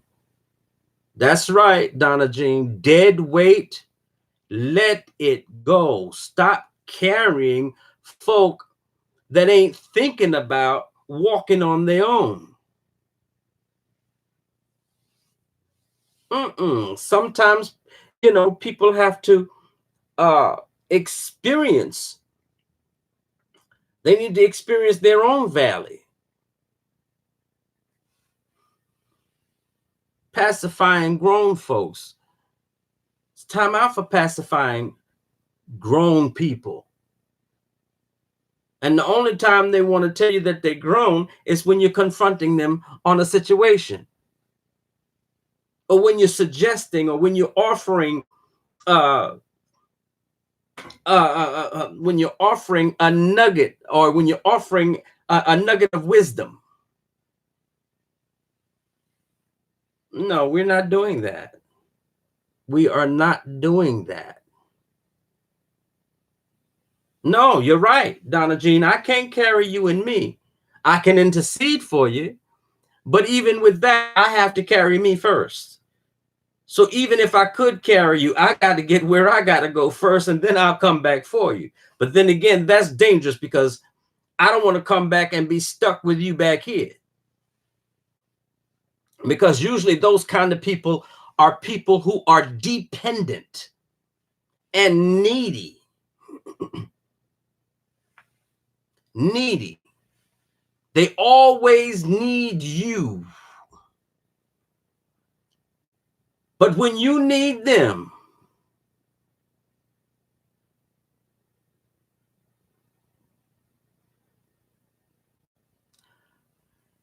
but when you need them, where are they? Where are they? When you need encouragement, where are they?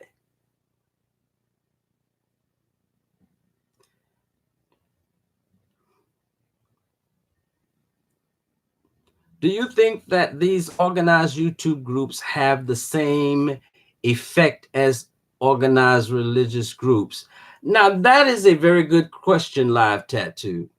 And again, that takes some observation, because some of them may have, um, well, some of the things I've noticed or I've observed is that they say there's quite a few that I'm sure we all can identify, or maybe one or two that we can identify, that say that they are not part of, or are not accepting, if you will, or have been um, turned, well, have decided to turn away from organized religion, but they run their platforms like organized religion. Okay. Uh, and I have observed this, and it has made me nauseous, where the same offering game is played, the same beat down, that if you don't do this, you are not worthy. Okay, they have, and they use God in their rhetoric and in their practices to make you feel as if, or to cause you to feel that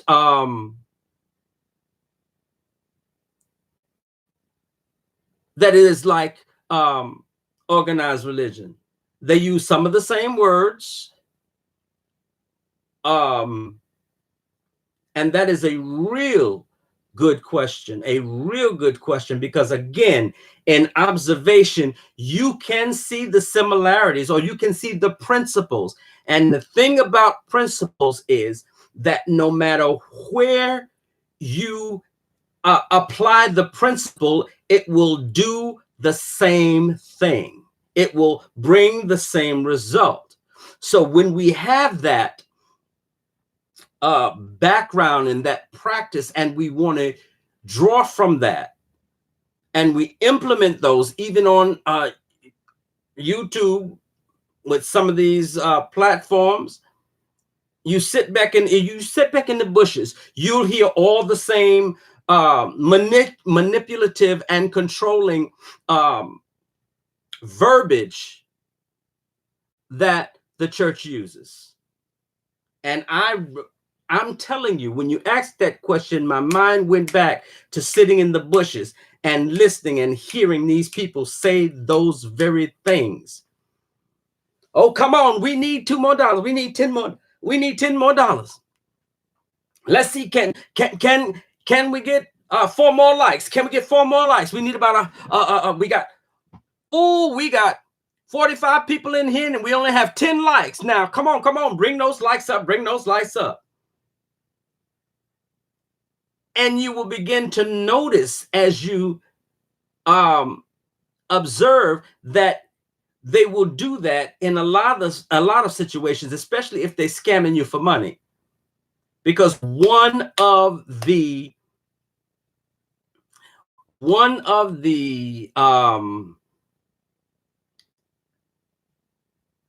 wow, and Tracy is turning into prosperity preachers. That sort of caught my thought, because there's something that needs to be addressed with that. Okay, that needs to be addressed. That really needs to be addressed, because we equate prosperity preachers with manipulation and scanning. Now,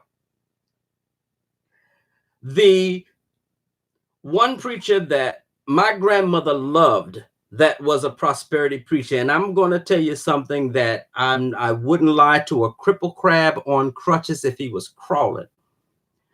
Reverend Ike was a prosperity preacher.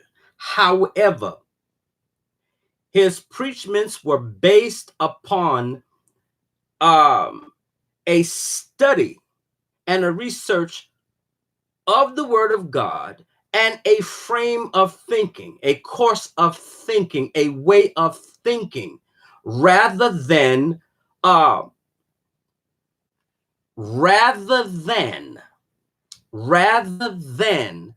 taking what has been given to you to manipulate you. Because remember, I was raised in the churches that I affiliated with. When I was being raised, it was all about pie, basically pie in the sky by and by when you die. You suffer down here and you suffer as a good soldier. You let people use you and abuse you and walk all over you and wipe their feet on you. You forgive them and you give them the opportunity to do it again. And that's being saved, and that's being honored by God. God loves you for that. That was manipulation and control. Now, again, I'm hearing my grandmother listen to Reverend Ike, and she loved Reverend Ike. But let me tell you this. My grandmother loved to play the numbers. But let me tell you something. That woman hit the number on a regular basis, because she applied the principles that he was giving. Okay, now, years later, I had the opportunity to be exposed to Reverend Ike through a music teacher who was his musician. Let me tell you what this man did to his musicians. Every year in California, at the Crystal Cathedral, there was a 2-week, I believe it was a 2-week music seminar type situation or conference. His musicians were sent to this conference every year. Not only was the conference fully paid for, their hotel, their flights, but they also got paid on top of it. Okay? Now, here is the point that prosperity preachers, or in the case of Reverend Ike, what he did was the principles and the way that you think about the Word of God and the implementation and the practice of the Word of God and the truth of what the Word of God says. So instead of thinking that I'm going to be with Jesus when I die because I suffered down here, not so. Jesus said, I came that they might have life, and that more abundant. Now, what does that mean? What on earth does that mean? So, in other words, he's not saying that they came to me that I might give them life. He said, I came that they may have life. In other words, I came where they are to let them know that because they are connected to me, that they have access to life and that more abundantly. We are saved by grace, by faith. We are saved by faith or through faith by grace. However, what good is being saved by a God that has all power in his hands and has cattle on 1,000 hills belong to him if you cannot if you cannot if you cannot have access to it, if you can't enjoy it, it makes no sense to serve a God that you're going to die and have all the riches by and by. What do you need the riches then for? You're not going to need no money in heaven. Everything is free.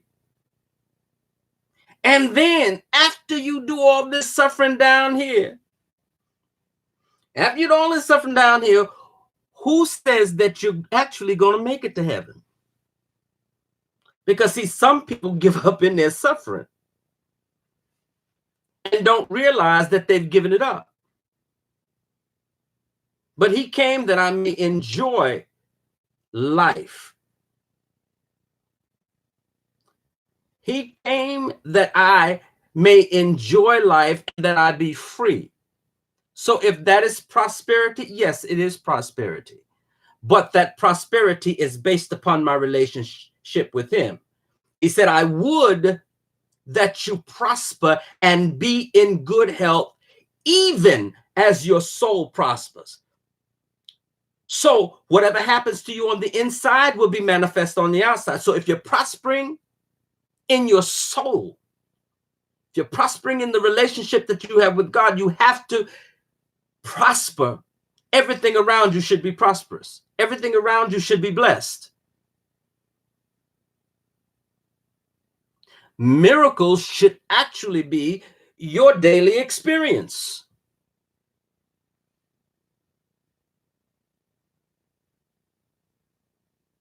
There's no reason why you should be talking about, oh, child, I had such a bad day. No. Because he gave you power to speak to that mountain and say, be thou removed and be cast into the midst of the sea. And that mountain, now listen to what the Bible says, that mountain will get up itself and do what you tell it to do.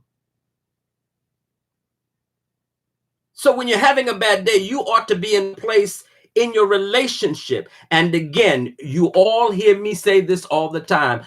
I don't promote church affiliation. And I know somebody's going to get so upset and so mad. And if my mother heard me say this right now with her preaching self, she might get a little offended. But I'm telling you, church membership is not an indication of your relationship with God. It is personal between you and him. It has nothing to do with a church building. Because the first church was not a building. It was the man. It was the individual. We are the church. We are the church where the Spirit of God should dwell. We are the temples that the Spirit of God should dwell.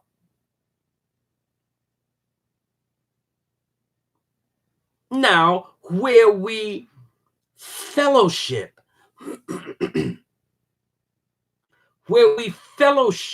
is something different. That building, that building is a place where we come together to fellowship and to testify of the goodness and the grace and the mercies of God. We come to overcome by our testimony and by the word of our testimony. We come together to encourage and to empower others to overcome. Hobby so never. Hey, Maturish. I'm looking at the time. So, oh gosh, I didn't realize it was 4:05 in the morning, y'all. We come together to testify and to empower each other, to revive each other, to motivate each other. But that's not the church. We are the church. We are the church. We are the church. Okay? And it is in you that God should dwell.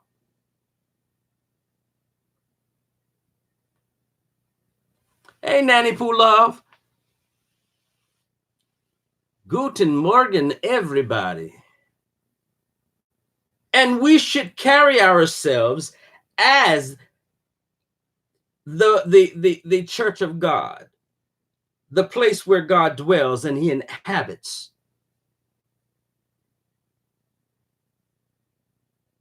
When the Bible says that he inhabits our praise, it means he's inside of us.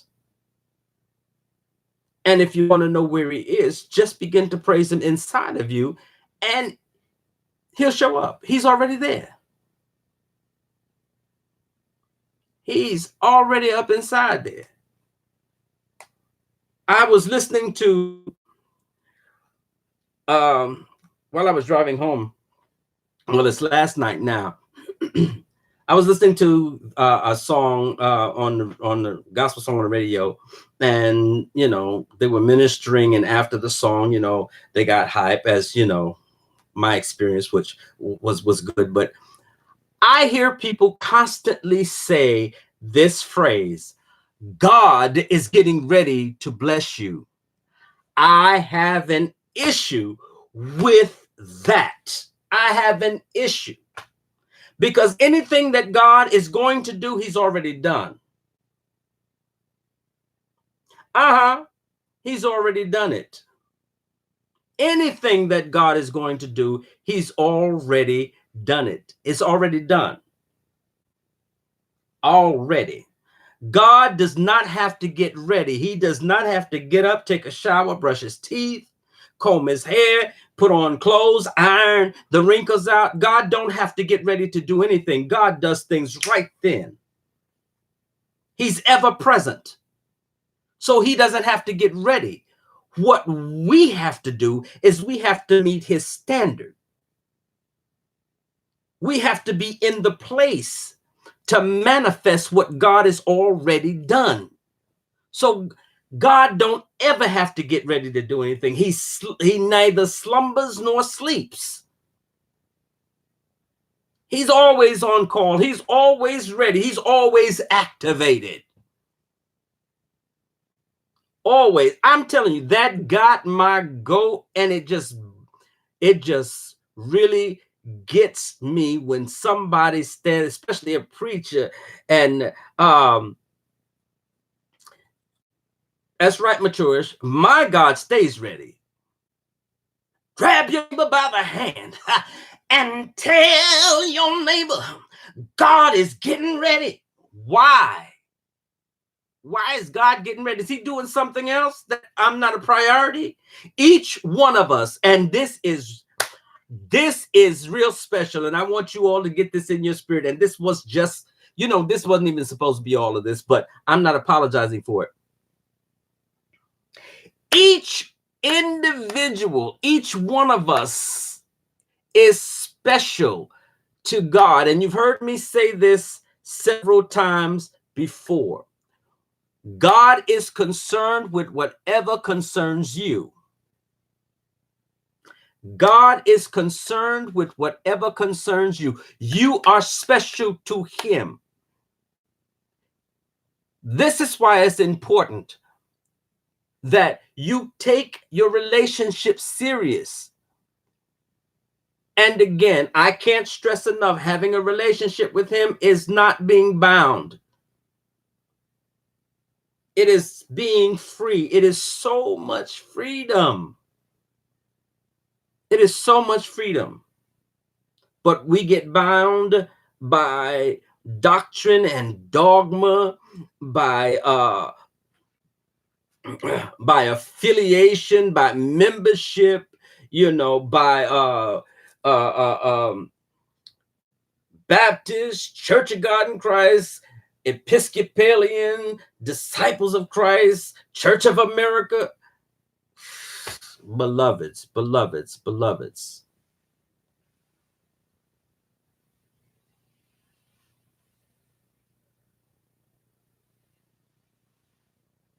God is concerned about you, and your relationship is very important. It is, he wants to have a relationship with us, and the way he wants to have it, number one, is on his terms. And the reason why it's on his terms, because each of us are different, and what he requires from each of us is different. I can't have your relationship, you can't have mine. You can't have my relationship, I can't have your relationship. Each of our relationship is uniquely and specifically designed for us. We are fearfully and wonderfully made in the sight of God. Fearfully and wonderfully made, distinctly made, differently made. And our requirements, the requirements that he has for us, are all different. They're all different. And we can't copy each other's relationship. All we can do is have the relationship that God desires. And when we do that, God is glorified and we become satisfied, because there's nothing good that he will withhold from us as long as we please him. As long as he is pleased. And once I put that to the test, I really found out that pleasing God makes me satisfied, because there's so much that it's just like, and I explained it like this. It's like a father who has invested so much and made it possible for his child to succeed. And that child loves their father so much that they realize that doing the right thing pleases their father. And when that father is pleased, there is nothing he wouldn't do for that child. And it's similar with a husband and wife. When that wife makes that husband happy, makes him pleased, when he's pleased, there is nothing that man will not do to make his wife satisfied. Are there any married people in here that can say amen?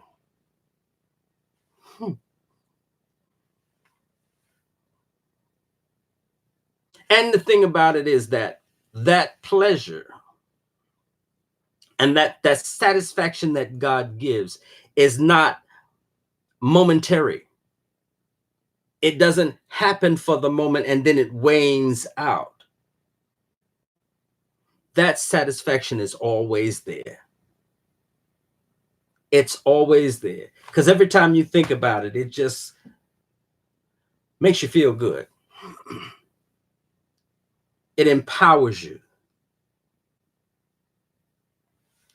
Lord have mercy. I'm glad that you Maturish made it, made it home safe. I do assume that you're home now.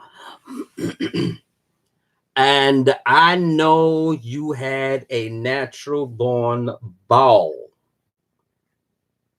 And again, we wish you a very happy new year. I like to say, sometimes I slip and say happy birthday, but happy new year, because this is actually, I realize that my birthday is actually my new year. That's when my new year starts.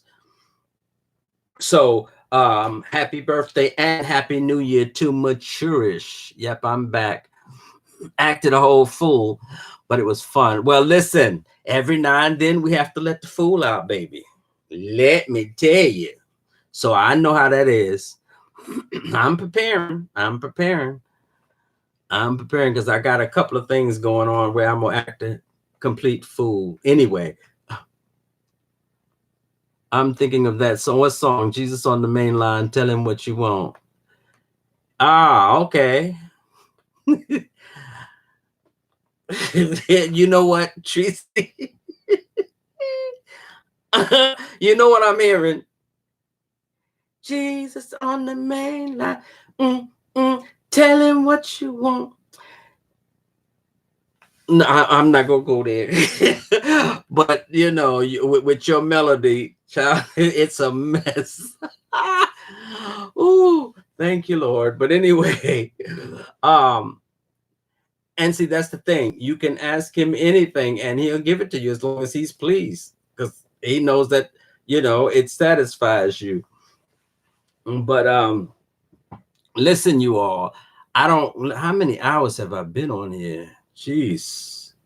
Oh, 2 hours, almost 2 hours, and well, closer to 2 hours and a half. And mind you, I'm gonna tell y'all again, I just came on here because I'm making some changes. I'm trying to do things better, and y'all came into my chat, and you all got me in here. You just got me in here, but I've enjoyed. I have truly enjoyed having so many wonderful people in this chat. I think Sci-Fi Dog said he was going to be here until the end, but I don't know. He might have, he might have left. But if he's in the bushes, I appreciate the fact that Sci-Fi Dork came in, Food Junkie, Donna Jean 74, Eddie Peeler, and Pastor McNeil, who did 2 super chats. I am totally humbled by you people, by you all. I appreciate you. Having Tracy Living My Truth has spent almost the whole 2 hours in my chat. I don't know what to say. I feel sort of special. Leandris Vines, it's always a pleasure. Shaquilla Dickinson, always a pleasure. Patrice Cunningham, aka Internet Granny. You know how I feel about you. I love you to the moon and back. Maturish. You know how I feel about you. J Dot. He might have gone back in the bushes and went to sleep. Who else? There's a lot of people in here. All of you. Eddie Peeler. I'm just encouraged, and I am humbled that you spent this whole 2 hours and 30 minutes up in my chat up until after 4 o'clock in the morning, 4:20 a.m. Wow, I love you guys. You guys are special. And the mystery van. I'm Deborah Brooks.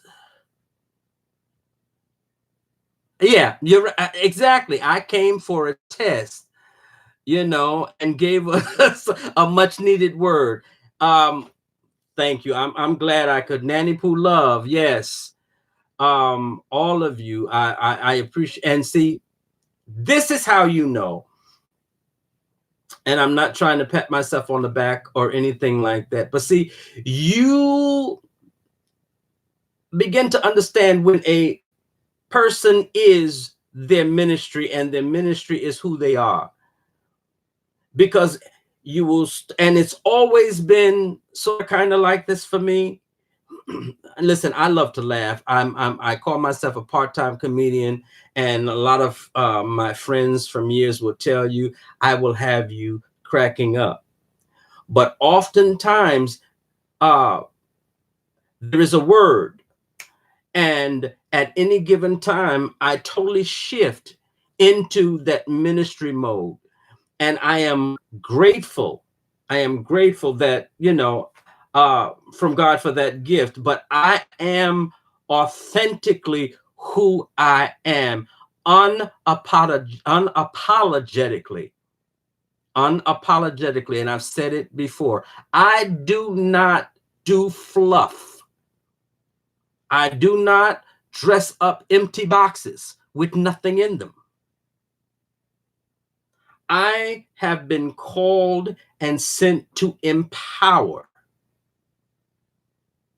to share the tools that I have been given and used that have helped me to be where I am unapologetically. Visha G, all of you. So what I share is who I am. And I'm always in this position where, Lord, when I say it, I want it to take life. I want it to grow everybody else as they go on. Because a blessing is not a blessing unless you can give it away. Because the more you give, the more he gives to you. That is the principle of sowing and reaping. The more you sow, you will reap. And the more you reap, you have to sow. He gives seed to the sower. So when the sower sows and gives the earth that seed grows, multiplies, and it's always in multiplication. It's never one for one. Remember that when you give, you're never just giving that one item or that one sum or that one gift. That one gift is only going to come back one. It is going to come back multiplied and added to. Cassandra Dunn, I haven't seen you in a while. It's good to see you. Thank you. Thank you, Johnny Mac, for sharing your knowledge. May God bless you. I received that blessing. I received that blessing. And may you also be blessed by the word that you've heard. And again, it is my prayer that it takes root, grows, produces fruit. And the seed of that fruit is a blessing to everyone that you come in contact with. It is time for us to take back everything that the enemy has stole, our peace, even our enjoyment on YouTube. It is time for us to take it back. It's time to take it back. And I'm going to leave it at that. Oh, now I must say this. This is a first. This is the first time I've gone 2 hours and 30 minutes. And it was my pleasure spending this time with you all. And I appreciate you sharing your time, because I do realize that people don't have to do it. People do not have to share their time. I appreciate it. Satin, Tracy, Leandris Vines, Donna Jean, Beverly, Cassandra Dunn, Maturish, Pastor McNeil, who else? So many. Sci-Fi Dork, Patrice Cunningham, Eddie Peeler, Nanny Pooh Love, Deborah Brooks,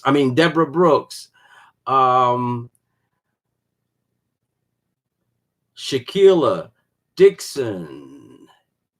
What's her name, man? There's one more I'm looking for. But all of you, my father's children. So funny. I used to hear Pastor used to say that years ago, and he had a nice little deep voice. My father's children. Oh, I'm glad, Sci-Fi Dork, That's encouraging to me. So I am going to end this live at 2 hours and 30 minutes and 42 seconds at 4:26. Oh my God.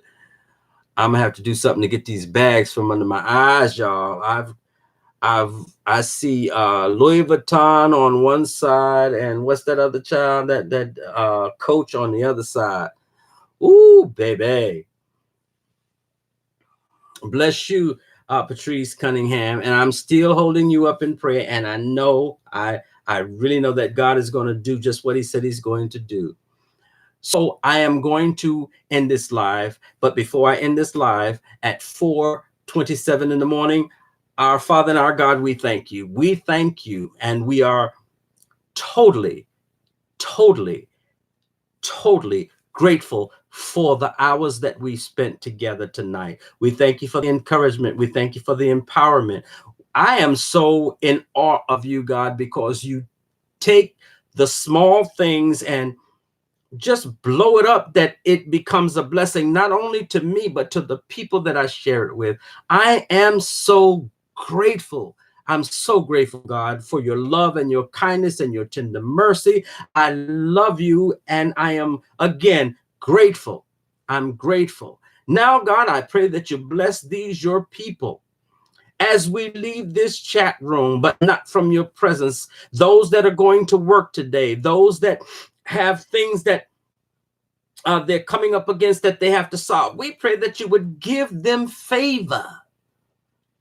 Let them have the favor of God on their lives and in their circumstances. Turn it around, oh God. Those things that are negative, we pray that you go in and intercede and intervene and turn it to their favor. For we understand that you are a God of all power, of all creation, and that there is nothing too hard for you.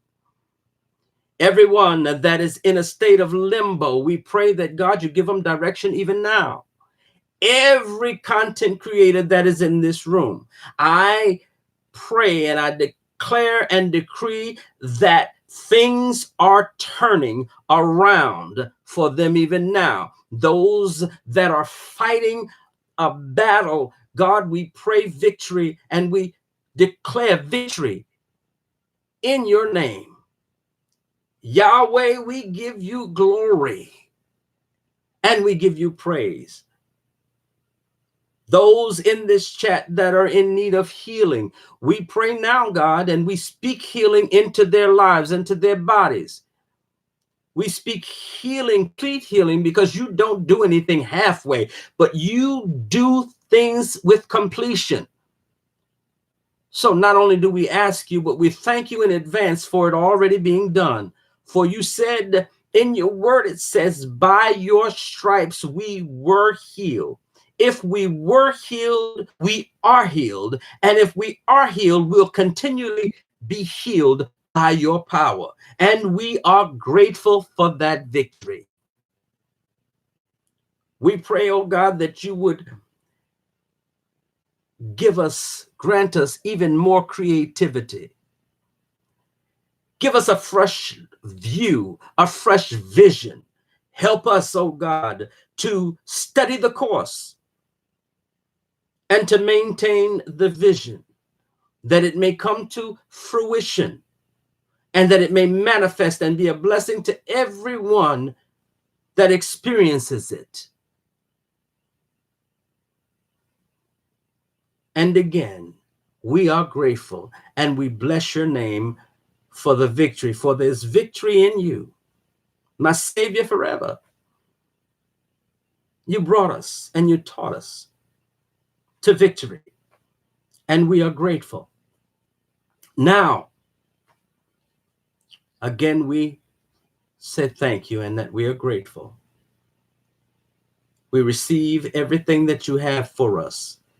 Even those of us that are a little confused, we give it over to you. Every battle, we give it over to you. Every situation and circumstance, we give it over to you, and we're taking our hands off of it. And we're going to be grateful that you are handling it in our behalf. And we thank you. And we thank you. And we thank you. Now, let me say unto all of you, I decree and declare much love unto you, more love than you can conceive, more love than your heart can feel, and much more love than your hands can hold. You may ask me, why do I always declare and decree much love unto you? Well, that is because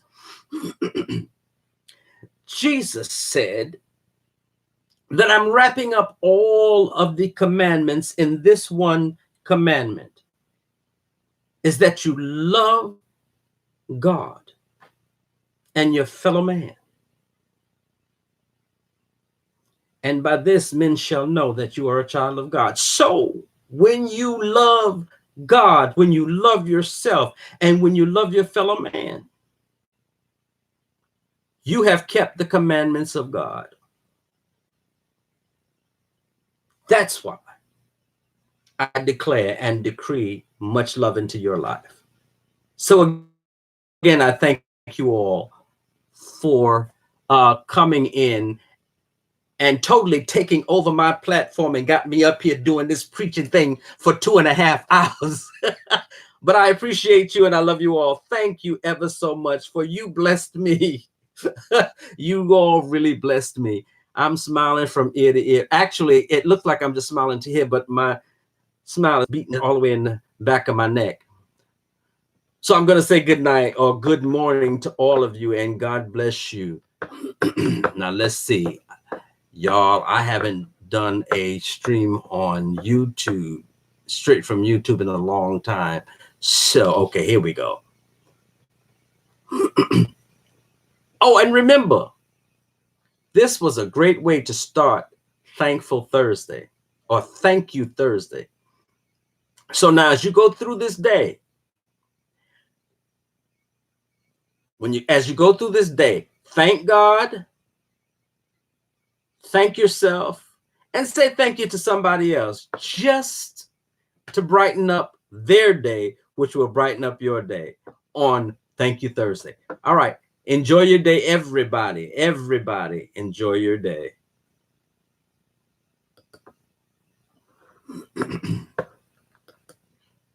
I cannot